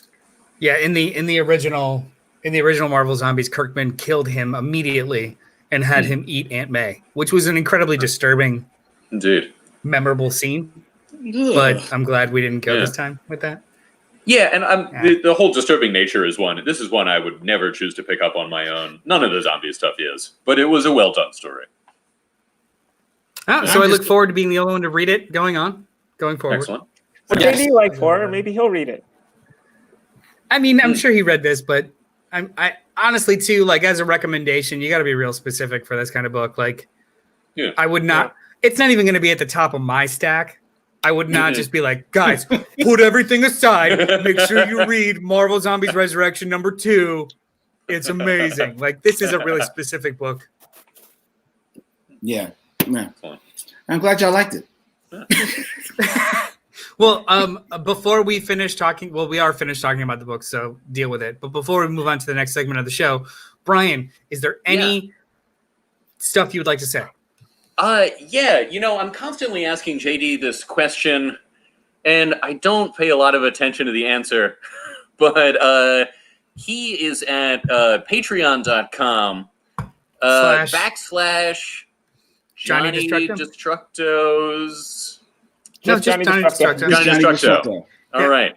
You can also find him on Venmo. Anybody else have more information on this one? If you like what we do here, every Sunday morning at 10:30, we record live and talk about comics and stuff, be sure to like and subscribe to any channel that you're on right now, whether that be Facebook, YouTube, or Twitch. Hit us with a like, comment, participate. We'll leave all the links down below. You can also contribute to a Patreon, or I think it's coffee, which is a tip. Mm-hmm. Oh, yeah. Yeah. Just keep the lights on and pay for the programs to stream and get microphones and stuff. The Venmo part was not a joke. Like, that is another thing that he's been saying recently. Yeah, it's fine. Sweet. Look, if you guys like what we're doing and you have fun with us, either contribute during or after. It's fun. And please comment, because I feel like sometimes people assume that after the live show you can't comment anymore, but like we still read the comments, so people should definitely comment. Yeah. I mean, all right. That's it for the books. That's it for the books. Now let's get to talking, ladies and gentlemen. Let's get to the gutter talk portion of the show. Gutter talk, where we talk about all the stuff that happens in the white spaces of the comic book page in and around the world of pop culture, ladies and gentlemen. This segment is brought to you by History of the Marvel Universe. But not in the sense that they have donated to the Patreon. This is the direct market variant of the cover by artist Javier Rodriguez. It's treasury-sized edition. I don't know if you saw that. But, it's a pretty good book. I think you guys should all jump in. It's a great book. I've never heard of it before. No, you should talk about it more. Well, it's 6 issues written by Mark Waid. So we're going to get into... Whatever! JD only has room for Hero Complex plugs, not for plugs for anything else. Okay. Purchase it at Johnny Destructo's Hero Complex, located Nicely done. Nicely done. Yes, he can order things for you if they are comic related. Most certainly. Go to Johnny Destructo's Hero Complex in Manayunk, open now. Yeah, he'll ship them out. Well, probably not right now, right? I don't know. It's Sunday. He opens on Sundays. It's the Lord's Day. He can't be open. Oh, yeah, open this is now Sabbath. In the broad general sense that he is doing business. At least he'll open the door for you. Yeah, when you're supposed. That's to his slogan. Come on, why'd you let me get us off the rails? Let's rail it. Okay, all right. We're not going to go there. Well, we are in the gutter talk, so there we go. All right, ladies and gentlemen. So this is where we talk about all the things that are happening in and around the world of pop culture. A couple of topics that we wanted to speak about, and I'm going to let Brandon start us off because he always has, strong viewpoints about how we should start off. What is the first topic you would like to put on the table, Brandon? Go. I think we should do the good news. We'll start with the good news, and then we'll go progressively worse, in my opinion. So we'll start with the good news that that Noel has, because I don't remember the exact quotes, but I mean the good news about hiring at DC is what I'm talking about. I'll find. You know what? Keep vamping. I'll pull it up. So at DC, I don't know if you know, comic book company, they make a little known character named Batman and Superman. Keep going. Keep going. You know what? A different version of this vamping would be how important it would be to have. Well, Yeah. I mean, just diversity and Right. inclusion. Yeah, I can do that if you Go on. want. Yeah, do that kind of vamping. I'm gonna keep looking. So DC has recently hired some new people in the higher ups of DC. I'm not exactly sure about positions, but we wanted to talk about how good it is that comics in general are becoming more diverse. Like the people who are not just in the comics, but the people who are making the comics are becoming more diverse. And of course, that will hopefully lead to better representation in the books. And that's good for everyone. And so we just wanted to, I guess, applaud DC for their newest hire, whose name I forget right now. Also, IDW. All right, so I got it. So for the first time in history, 2 Black people are headlining two of the top 5 comic publishers. So in what do we got here? IDW Publishing has hired Nachi Marsham as its new publisher, taking primary responsibility for the line. Likewise, DC Comics has also created a new position for Daniel Cherry, a veteran of the esports world, to report to Pamela Lifford, who he's essentially replacing Dan DiDio. He's going to be doing a lot of the day-to-day publishing that Jim Lee doesn't have to do to focus on the larger brand. So you've got these 2 positions, very high-level editors and publishers in the large corporations, and they're people of color. But to Brandon's point, at DC is explicitly before that, what like preceded this, Jim Lee, obviously a person of color at the highest level of DC publishing, but then also they just hired the entire line is being controlled by 2 women now. One who comes from the graphic novel world or the YA world, and one that has been promoted from the ranks of publishing from being in the industry for decades. So you've got like pure comics, pure graphic novels, both women reporting to 2 people of color. And it's like, yeah, diversity behind the scenes can provide us better stories and more representation. So it's good news. Is the new DC hire, is that a creative position or like a business position? Or both of those things? A little bit of both. Okay. Yeah, so like the main creative comes from the 2, or like it's decided by the 2 women, and then they go up to Daniel Cherry, who reports to Pamela Littlefield and Jim Lee, I think. Oh, I thought he was above Jim Lee. No, he's kind of like right here with Jim Lee. Jim Lee's here. He's like right here. Yeah, and the women that you speak of, DC editorial will be headed up by Marie Javins, currently executive editor of Global Publishing Initiatives, and Michelle Wells, executive editor of DC Children's Young Adult line. So those are the 2 women who basically are it's almost like a 4-headed monster now with all of them for the most part. And I think it's smart. I think while it's proving challenging for some comic book stores and for some comic book buyers, the changes that DC has been making behind the scenes, editorially and business wise, as far as like their distribution and everything like that, are changes that are geared to accepting where the world of comic books is moving into in the 21st century and beyond. And while they, of course, they're going to have some bumps in the road along the way, I think these are more thoughtful changes as opposed to something that really slapdash,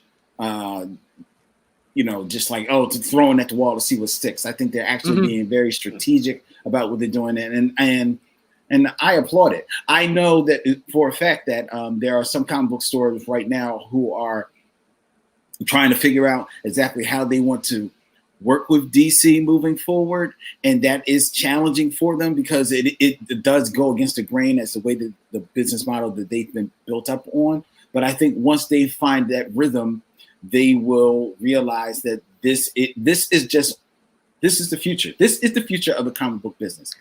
Yeah, Learn it, love it, accept it. So two things.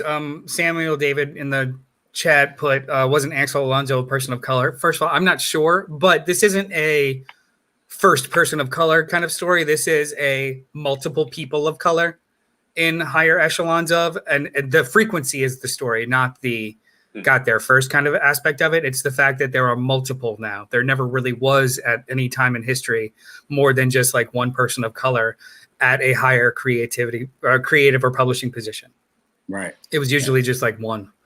Actually, wasn't Christopher Priest the first black editor in like 1979 or something like that? I had read that. Like he was an editor for Marvel Comics, which is like their first black editor in 1979 of all time. Like this has been incredibly slow progress. Yeah, we should also reiterate we're specifically talking about like big publishers because I know people are probably going to bring up Milestone and things like that.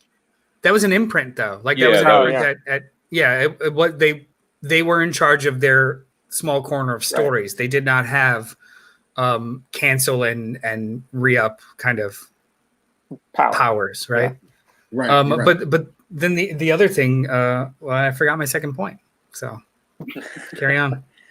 Brandon had brought up, we were having a discussion about a particular book, I think, and I don't remember what it was, but that having the people behind the scenes with different perspectives allows for new kinds of stories to be introduced, right? Like things that you don't see from a particular perspective are still interesting to a wide range of those perspectives, right? Like the Matrix was done, as it turns out, as a trans allegory. Well, are you sure you're not confusing Brandon and me? Because that was the kind of point I was trying to make with the current Teenage Mutant Ninja Turtles stories. I think yes, I am. But Brandon did say like having people behind the scenes is the key I brought to up it. A little. I think the last time I was on, or maybe the time before that, I was talking about how You Brought Me the Ocean is written by a gay man. I think that's what Ryan's thinking of. And how, because Go ahead. Yeah. No, I was just saying, because he's gay and writing the book, he was able to include things that are more realistic to the experience of a gay kid. So that was all.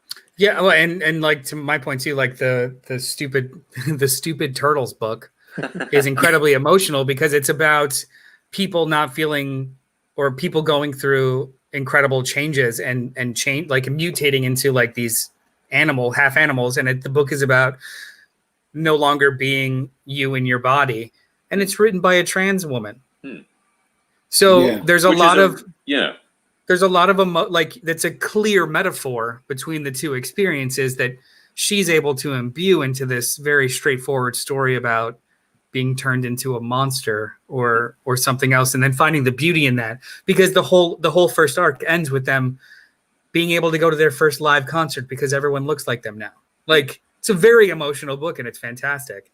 But that kind of perspective would not exist if the writer did not have that to share, Yeah, and I think that what this is just the continuing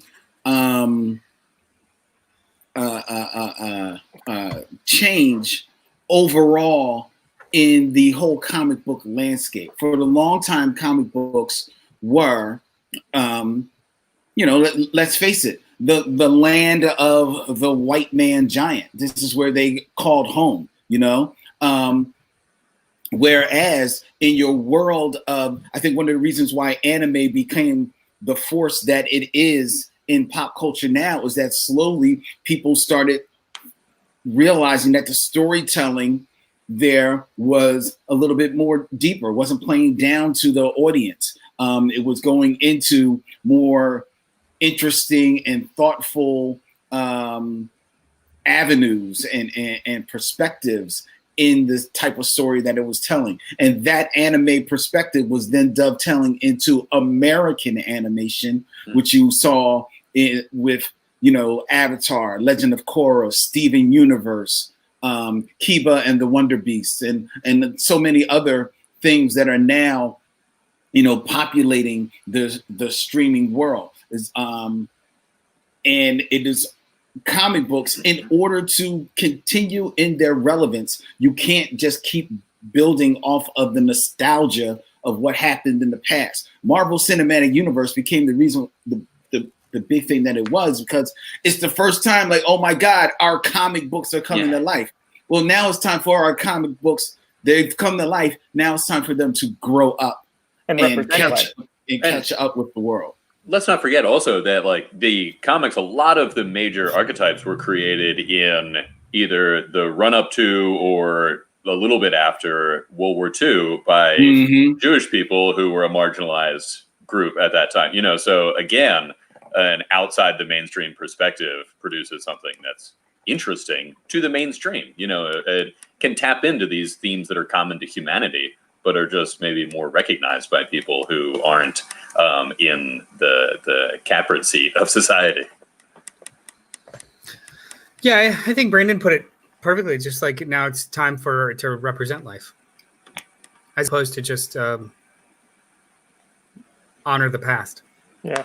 Because it could do both. It could honor the past, but still represent how life is now, which is what good art does. Yeah. So well done, DC Comics. That's what I say. And somebody did point out that his initials, the I forget his name already, Daniel Cherry. Cherry. DC. Oh, he's not a real person now. No, you know what? I remember the other thing I was gonna say before, like, DC, good job, but it's still like the first year of their distribution experiment, and I'm sure JD can share a bunch of stories of how unsmooth it's been and very, very frustrating, because I feel like they're not prepared to do it. I mean, a year from now, they'll probably work out the kinks and it'll be great, but it's still a struggle and it's still pretty fucking annoying for a lot of retailers. Thing I can think about that is that was before these people. I think when Didio left, like, that kind of, there was like, they were unseated, like they were all kind of, you know, nebulous. And I think now that they have like specific people in power, I hope that everything's going to run a little smoother now. That's my hope. None of those people have anything to do with, well, I mean, that's not true. None of those people have any kind of like power to make the distribution model better, because it's an inefficiency problem.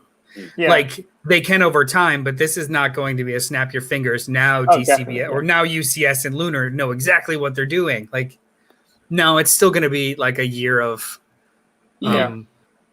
frustrating customer service and mismanaged shipments and stuff. Yeah. So, I mean, fingers crossed. Does Daniel Cherry also, does he have any sort of genre experience or even esports video games for it? He said in the article that like he really likes comics and like he grew up reading them like with his father or something like that. So yeah, who knows what that actually means though. Well, we'll see what happens. I hope it's very good. Yeah. What's our next story that we wish to go into? We started high and now we're going low. Brandon, where did you want to go next? I was thinking we could stick with DC, and we were going to talk about Ray Fisher being in the news. Yeah. Ray Fisher, who was Cyborg in the Justice League movie that Zack Snyder, Joss Whedon Frankenstein of a film. Ray Fisher has, in the years since, he's been kind of like stirring the pot a little bit, saying that there was some behavior and malfeasance, if you will, that was done on the set of Justice League that he did not appreciate, and he's been stirring the pot. He's been calling it out. It seems like what has been happening overall in the world, with there being more of an appreciation for the Black Lives That Matter. It seems like he was like kind of like almost using that as a background upon which to say, and yeah, Justice League was like, you know, when we were filming that movie was not cool, and they didn't do my character right, and all this other stuff that was happening. So, which led Warner Media, who is the parent of DC Comics and DC Entertainment and the creators of that film property, to launch an investigation into these allegations that Ray Fisher was putting on the table. It was like, hey, we take what you're saying seriously. Let's look into it. Matter of fact, let's start with Ray. Can we have a sit down with you? And so we can find out exactly what you are talking about, because a lot of his allegations have been more or less nebulous, kind of like putting it out there as almost if he didn't want to tell the story until he could tell it to the proper authorities. So the proper authorities came a knocking, and Ray Fisher apparently was hiding underneath his bed and has not answered the call. It's a little bit more than that too. Sorry, Brandon. You're skipping steps that make him look even more kind of like evasive. So it started with Hamada, the head of DC Film, who wasn't even in the job during all of this. During Justice League, right. He was asked to sit down with Ray or call. Nobody sits down in the same room anymore. To call him and talk to him about this and assure him that they'll start an investigation. So they talk about it. Ray gives him his version of the story, which to Hamada, his retelling of it was that it boiled down to creative differences. Like the director and the director on the day has the final say. And if you didn't like what was happening, then maybe it was an aggressive form of that. However, we take all this seriously, so we're going to start an investigation. Ray didn't like that. And he said, hey, I refuse unless it's a third-party investigator and not one of the ones that you have in-house. Mm-hmm. They bickered about that a little bit. Warner relented and was like, okay, it'll be a third-party investigator, somebody that's not related to us or you, to investigate the claims of abuse that happened on set. In the meantime, Ray, Cyborg, mentioned that they had this meeting and the head of DC Film told him to ease up on Jeff Johns. You could throw John Berg under the bus and you could throw Joss Whedon under the bus, but ease up on Jeff Johns. And he said he will not. Defiantly was just like, I will not. So now DC, based off of that claim, DC released an official statement saying, we did have this meeting. We did offer investigations. We did not say that whatsoever. And he has not, we have a third-party investigator. Or no, we found out. We could not find any credibility of his claims originally. However, we still started an investigation with a third party, and he's not returning their calls.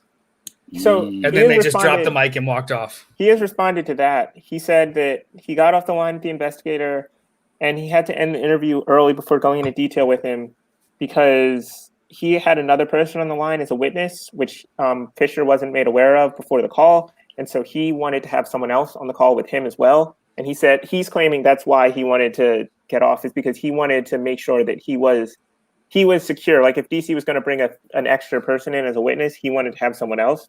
That's what he says. And he also says he always said that he would want to vet the investigator before disclosing anything. So he's claiming that this isn't anything, that this is just Warner Bros. Trying to discredit him.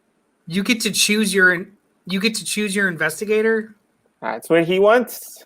Then also too, the point of a third party is that you are neither side is really invested in that person. And I do find it difficult to believe that during a super lawyer vetted investigation or a deposition, they didn't let him know that there's another person on the line. Also, why didn't he have a lawyer to begin with? Yeah. To me, some of this sounds like there could easily be stuff that Joss Whedon did that was shitty to do on set, but also that being true, it kind of also sounds like Ray Fisher, who was not known at all before this movie, right? Certainly not widely known. Right. He's a theater actor, right? Okay. And so this was maybe his first big thing. Yeah. So it's kind of like, all right, so he comes in and I understand being upset that you were one of the focuses of the movie and then that changes. I would not like that either, but it's not necessarily unwarranted. Obviously the movie didn't turn out that great, but Joss Whedon may have just been like, I want to go in a different direction, but also could have been a jerk about it. You know what I mean? Yeah. But the way that Jeff Johns, the talk from Jeff Johns, it kind of seemed like, look, man, either you're in the movie or you're not. This is what the movie's going to be, and not necessarily anything like an actionable thing. I don't know. It's hard to say exactly what happened. Rob Patey said no character in that movie had focus. That's very true. That's very true. I don't know. It's just he has. So Ray Fisher, all of this too apparently started when DC reached out to him like 2 years ago at this point about being in the Flashpoint movie when it was still under a different, like two different directors. And then that's where it kind of all like led and stemmed in his difficulty with that process. He is, it's weird. Like, I don't want to potentially victim blame. So please stop me if it starts to sound like that. But like, just from a 10,000 foot view of this, it seems as though he's made more of a splash as a personality with this incendiary stuff than as the guy who played Cyborg. And Sure. that's an intoxicating thing, right? And it didn't just start a couple weeks ago. This has been like 2 years worth of Comic-Con visits and appearances, kind of doing the whole Snyder Cut thing and the whole fuck Joss Whedon and blah, blah, blah. And then just recently it was revealed to be maybe more pernicious or maybe more terrible or maybe abusive. So it's just, the pattern is like a pattern of escalation more than it is speaking out, it seems, from the top. So it's like, this is weird. I don't know who to believe, because your main witness has being shown as difficult or evasive. And then what? So you're supposed to trust a large corporation who are really only ever in it for themselves? Like, Right. Who do I believe? I don't know. Well, but I can see it going either way. I tend to believe both of them, in that Ray Fisher believes he may have been treated badly on the set, and thinking that he's being treated badly on the set may also color some of the other things he sees going on the set, because he's looking at it through that lens of, they're jerking me over. Oh, so probably what they're doing over there to that person, they're probably jerking them over too. And that actually may not be the case. I don't know. And Warner Media, it's easy to believe that, you know, they've got their thumb up their ass and don't know what they're doing, because so many times they've had their thumb up their ass and not knowing what they're doing. So it's easy for me to believe that. But the bigger narrative, unfortunately, I have to say, is that I believe that Ray Fisher is a guy who, no matter what claim of fame he had that got him this role, there's no denying that this was going to be the biggest thing on his plate. They sign him up knowing that he's going to make a cameo in one movie, then be a big part of another movie, and it's supposed to lead into a solo movie. And him locking on, feeling like, you know, oh my God, the next 10 years of my life are set. And then slowly watching that totally disintegrate. And then, for whatever reason, because I can't speak to the man's talent or anything like that, because to be honest, he didn't have a lot to show in what we saw. He's unable to turn that role, for whatever, say of it what you will, in Justice League, into something else. We literally, at least as far as I know, have not seen him in front of the camera in anything else. If we have, it was a blink and you missed him, because I totally missed him. He has literally not done anything else, you know? So you're watching that, and then you're watching my whole world that was set up falling apart. You're also watching that this other co-star, who maybe had a slightly bigger profile than me, and Ezra Miller, them seeming to bend over backwards to still kind of make him a part of the DC universe, that they're still moving forward with his movie. They found a way to shove him into the CW to keep him kind of relevant. Hey, why couldn't I have shown up on Black Lightning? Why couldn't y'all do something with me? Y'all got me signed. Do something with me. Slowly watching that, and then just being the sour grapes just getting more sour and sour with this guy, and he don't know which way to go. Unfortunately, that's the narrative I'm seeing being played out in front of us. Is there Rob Patey, real quick? Rob Patey said it's sadly about money. If there's cash to be had in embracing the narrative, they will. If there's not, they won't. It's numbers, not personal. So, have you ever been in a fib that's turned into a lie, that's turned into a whole thing, like a defining moment? Yeah. If, let's say that he felt he was being mistreated, but from the perspective of the studio, legality, the whole nine, it was just creative differences and you're good. Because this has been escalated to such a thing for him and his whole persona and narrative right now, if every single stage of it, it's proven to be like, it's not abuse, it's just unfortunate. It's not abuse, it's just unfortunate. As the person making the claim, how do you pivot from that? You got to double down, right? Like, yep. How do you, like, it would take the largest piece of humble pie to own your misinterpretation of it and your piece of the escalation. However, all that other stuff, why hasn't he been around? Is he difficult to work with? Did they spread rumors about him for everything else to keep him from getting work? Like, the dude's claim to fame is a cut of a movie that didn't exist until a year ago and a podcast. Yeah. And also add into like everything that Len said and that you're saying, just some moments of harshness from Joss Whedon on set, like maybe yelling when you really shouldn't be yelling, or Jeff Johns saying, look, man, this is the way the movie is now. I'm sorry, but like if you, or even saying like, because I dimly remember he said something like, look, if you make a stink about this, your career is going to take a hit or be over, right?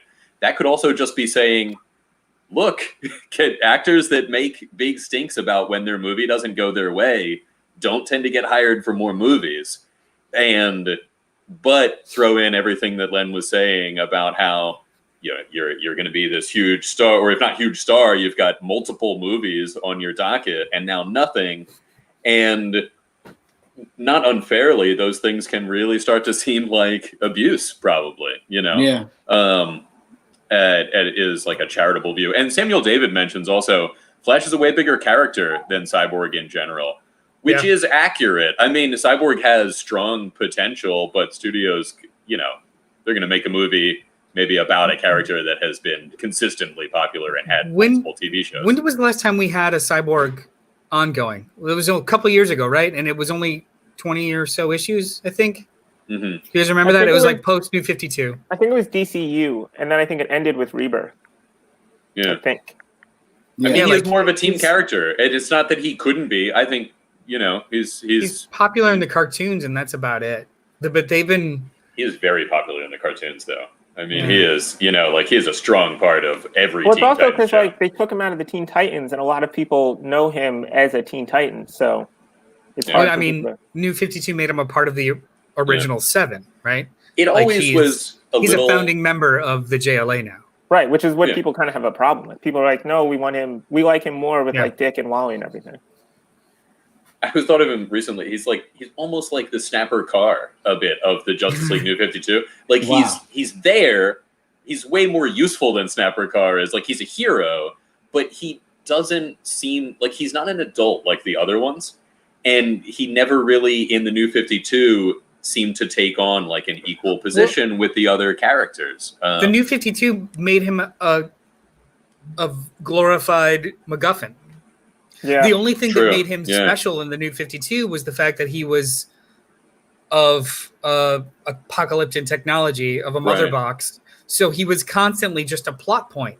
Like they never characterized him. He was just another plot point. Like during the Forever Evil, he was a plot point to be taken over by Grid.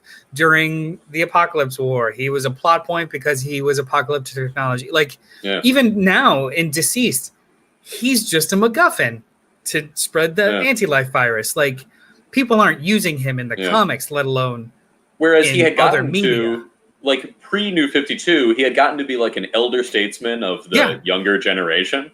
Yeah, he was the Titans. He stands out so well in Teen Titans, and then putting him in Justice League, I don't know. I think he's so identified as being a teenager that he wasn't, didn't like fully vibe with what the Justice League, like the 7 greatest heroes kind of thing. I don't know. That's not anything to do with Ray Fisher.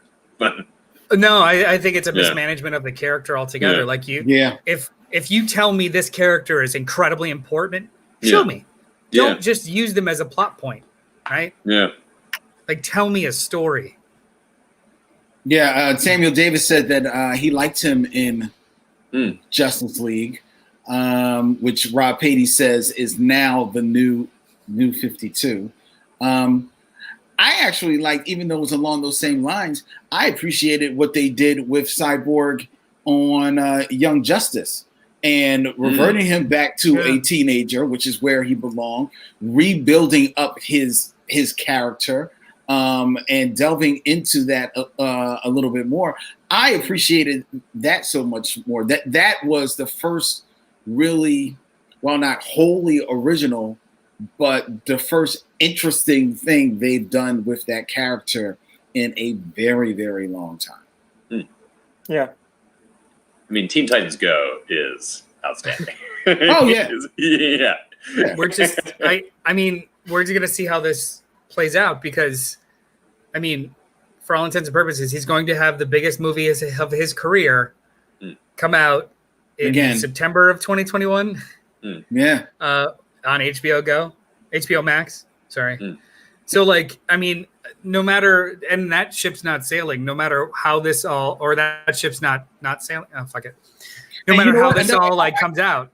I will also pivot a little bit. Another interesting thing they've done with Cyborg is also on DC Universe, now on HBO Max, because he's a member of Doom Patrol. And he's interesting in Doom Patrol as well. And the guy's a better actor than Ray Fisher. Maybe because he's given him a little bit more to do, but I certainly believe him. You know why? Because he looks like Cyborg from Teen Titans Go brought to life, because he's a little shorter, a little bit more stockier, as opposed to the traditional Cyborg, who is actually a taller, more like athletic looking guy. The Doom Patrol one looks like the most popular Cyborg, which is the Teen Titans Go Teen Titans version, and it's great. Should we move on? I gotta watch that. Let's move on. What's your final story, Brandon? There's a big boom at Kickstarter. Yay! So Boom Comics is doing a Kickstarter puns, with puns. What's it called? Berserker. Yeah, Berserker. Keanu Reeves' comic Berserker. Boom Studios is doing a Kickstarter for it, and people are not happy. Why aren't they happy? I can guess why, but I want you to tell us. I mean, I don't necessarily have the article up, but I know what I've heard. You want me to just go, or no? Do you have it? I don't have the article, but I've like, can we say it's written? The book itself is written by Matt Kint and Keanu Reeves with art by Ron Garney. It's already been solicited. It's coming out next month in issues.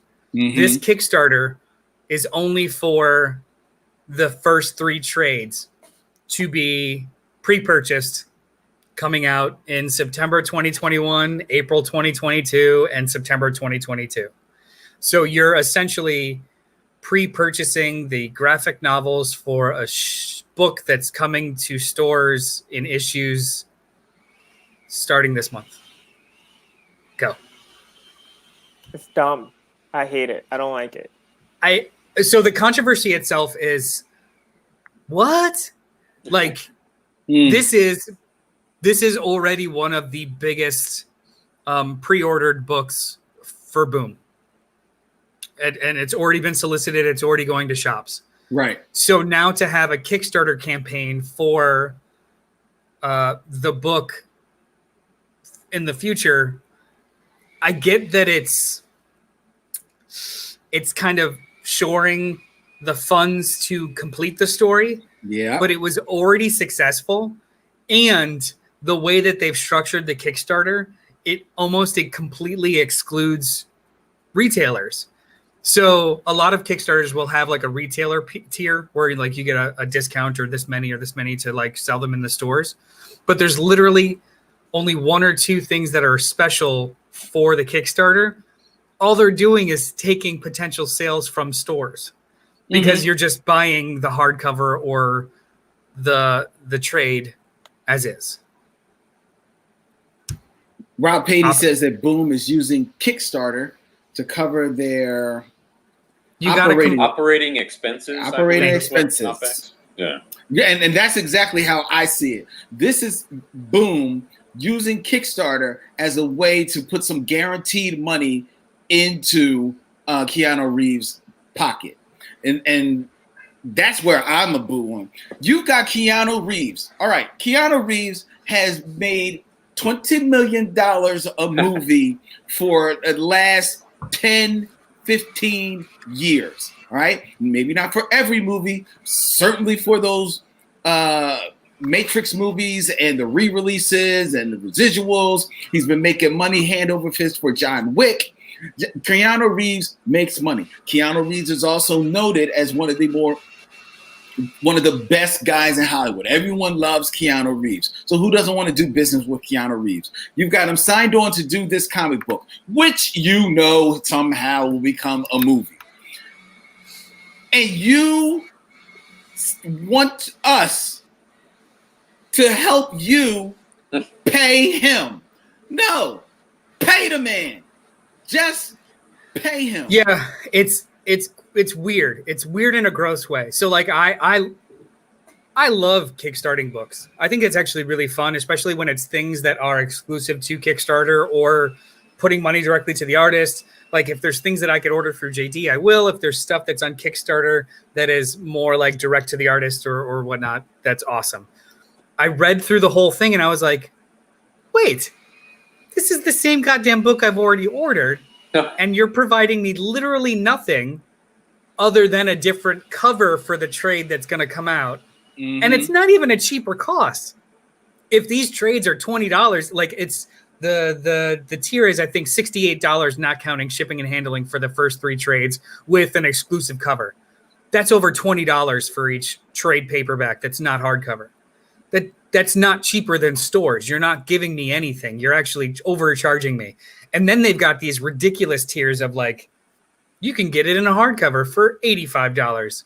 Oh, you can get it in slipcases like little absolutes for, I don't know, what do you guys think?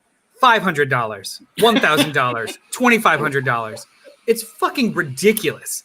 Like, and people are eating them up. Like I was looking at the Kickstarter and it was completely funded in like an hour, and now it's up to like $500,000 or close to it for these hardcovers and trade paperbacks that will anyway be in your stores. And there's, like I said, there's no retailer tier. There's no benefit for the retailer to kickstart one of these like tiers to get stock through them via just the normal channels and Diamond. It's annoying. I thought that I think that the controversy is a little much, but we should call them out on their shit. Like you're sitting on a gold mine and you're expecting us to fund the rest of your gold mine. Like, well, it's the same thing when you hear that there are stars out there who are doing Kickstarters for some of their projects. I think Spike Lee got called out for doing I think it was a Kickstarter or Indiegogo for some movie project that he was doing. There've been other people who've been called out on their ish. So this one, Keanu's going through Boom, and then and Boom is Rob Patey like pointed it out. They probably shorted themselves signing Keanu, so this is to expand their margin. I mean, it's like it's total BS, and it's a total bastardization of what the whole idea, the premise behind Kickstarter and Indiegogo and these crowdfunding platforms was. The whole idea of them was so that the layman, the lay artist, could reach out to their fan base and potentially beyond to help fund their creative endeavors. But that was based on the premise that for one reason or another, you cannot afford to do this in a sustainable way. So you're asking for your fan base to help you on it. For this to happen with Keanu Reeves signed on it, Keanu, if you really want to put out a comic, for real, if Keanu Reeves wanted to put out a comic, Keanu Reeves could put out a comic. He don't need Boom Studios to do it. You know what I mean? So he damn sure don't need my money to do it. So get the fuck out of here. You know what? I would even be more. I would be even more aligned with it if it was cheaper than cover price, which it could easily be cheaper than cover price, and they're only selling the exclusives. Right. Leave the normal trade dress or version to the shops and the bookstores, because that's going to happen anyway. Kickstarter is supposed to be ancillary and or supportive, not a shop. Like they even say on their website, they are not a store. They are a funding platform. So Boom is treating it like a pre-order store, and it's annoying. So I don't inherently have any problem with the idea of a major corporation saying, hey, if people are interested in this, pay us for it and we'll make it, right? Kickstarter, like, the issue for me comes in if there's now the original intent of Kickstarter can't happen anymore because small creators are edged out on Kickstarter for whatever reason. I don't see an easy way to stop that other than like self-policing. Or Kickstarter could say, look, if you're a company, then you can't. For me here, there must be some legal reason that's difficult to do. And also, I think it's important. All of the bad stuff, the retailer stuff, I don't disagree. Nobody is being forced to pay for this. You know what I mean? The people who are plunking down crazy amounts of money for something that I would never pay $500 for, they can do that. You know, I read the whole thing. Mm-hmm. It does not, at least that I can remember, once say it is a single issue comic book available at retailers at all. It's on the Kickstarter. It is expressly promoted as a series of graphic novels. They constantly keep saying a series of graphic novels. They do not mention whatsoever that this has already been pre-solicited and coming to shops in single issue format starting next month. And like, that's underhanded. They are completely ignoring the direct market and pre-selling the trade paperbacks. Well, also the idea that if Kickstarter is for things to get funded, if it already exists or will exist elsewhere independent of Kickstarter, that's kind of unseemly. You know, a comparative Kickstarter is one that was just also done, that was just also launched by Scott Snyder and Tony S. Daniel. Mm-hmm. They're doing a creator-owned book for Image starting next year. The idea for the Kickstarter is fund the first arc of this book, right? Like they want to earn, they want to prepay the staff for the book before sales come out, and they're not taking a paycheck. So the idea of the Kickstarter is, if you fund this Kickstarter, you will receive the first issue. But it's not just the issue so much as it's a oversized hardcover script book of the first issue. So it's just pencils on one page and full script on the other page. So it's an artifact that doesn't underhand the sales and direct market. It's an artifact that you could purchase singularly to fund the book for the people that are working on it. I think that's a good thing. Because you're not under. Yeah, that's great. That's a great idea, and it's something that's only available through the Kickstarter, so you can support this book that you're interested in reading and get like this really cool kind of thing for it. This is expressly kind of undermining future sales at stores. and not even mentioning that it's in a different format in the meantime, kind of a thing. Yeah. And that just feels gross. That feels icky. Yeah, that part is shitty. Rob Beatty says, "Pay before made. No, Brian, I will not fund the Zune," which I think is sort of related to it. But with art, it's different. You know, I feel like I remember thinking when Arrested Development was being canceled after season 3, I was like, why can we not just pay them? We can download it on iTunes afterwards. Why can't we just say, I will give you $3 now if you will make more Arrested Development episodes, and if enough people do it, then they make it. You know, That's what they did with the Veronica Mars movie, right? I believe Like, so. Yeah. They got people to fund, like they funded up to $1 million, and because they funded $1 million, Warner was like, we'll cover the rest because Right. Yeah, and so it was. But I think you're right. That's a good way for that to go about. Like when you're talking about the image, these are two very similar things. One done in a good way, and one not done in a good way, to support the ongoing nature of the book rather than to support the money from it. I would have supported. Like honestly, the only reason why I didn't like support the Kickstarter for the Scott Snyder book, I think it's called Noctura or something like that. Mm-hmm. It's because I don't really dig Tony S. Daniel. No, but I like the idea, of what they're trying to do in order to get the whole team paid before having to wait for trade paperback sales so they could like do their whole story. Great idea. Awesome. Like you're big names and you'd probably be fine, but now you don't have to like wait months to pay your colorist and your letterer and your like. I thought that was cool. Yeah, that's smart. That's very smart. Yeah, I'm not a big Tony S. Daniels fan either. And I'm becoming, to be honest, less and less of a Scott Snyder fan. But I appreciate the idea behind their Kickstarter. So that's pretty cool. All right. All right, gentlemen. All right. This has been fun. Yeah. This has been a fun edition of Gutter Talk. We hope that each and every one of you out there watching us on Facebook and Twitter and Twitch have enjoyed our regular Sunday spoiler alert Gutter Talk Jamboree. Shout out to JD, who is going through, has some things that he had to deal with this morning. That's why he couldn't be with us this morning, ladies and gentlemen.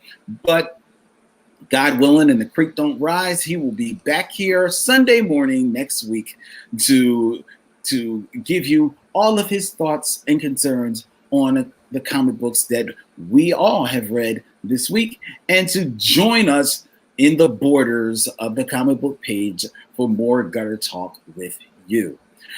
Let's start with Brian. Where can people reach you, Brian? Do you have anything that you want to promote real quick? I do. I'll tell you what, I did not know that the white spaces in the page were called gutters until I started being invited on this show with you guys. I had never heard that term before, and I will promote my current knowledge of that term.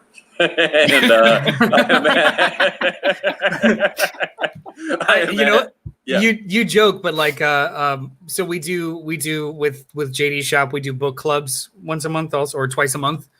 And him and I started having a conversation about gutter loss with larger books, and half of the panels of people's faces were just like, what the fuck are they talking about?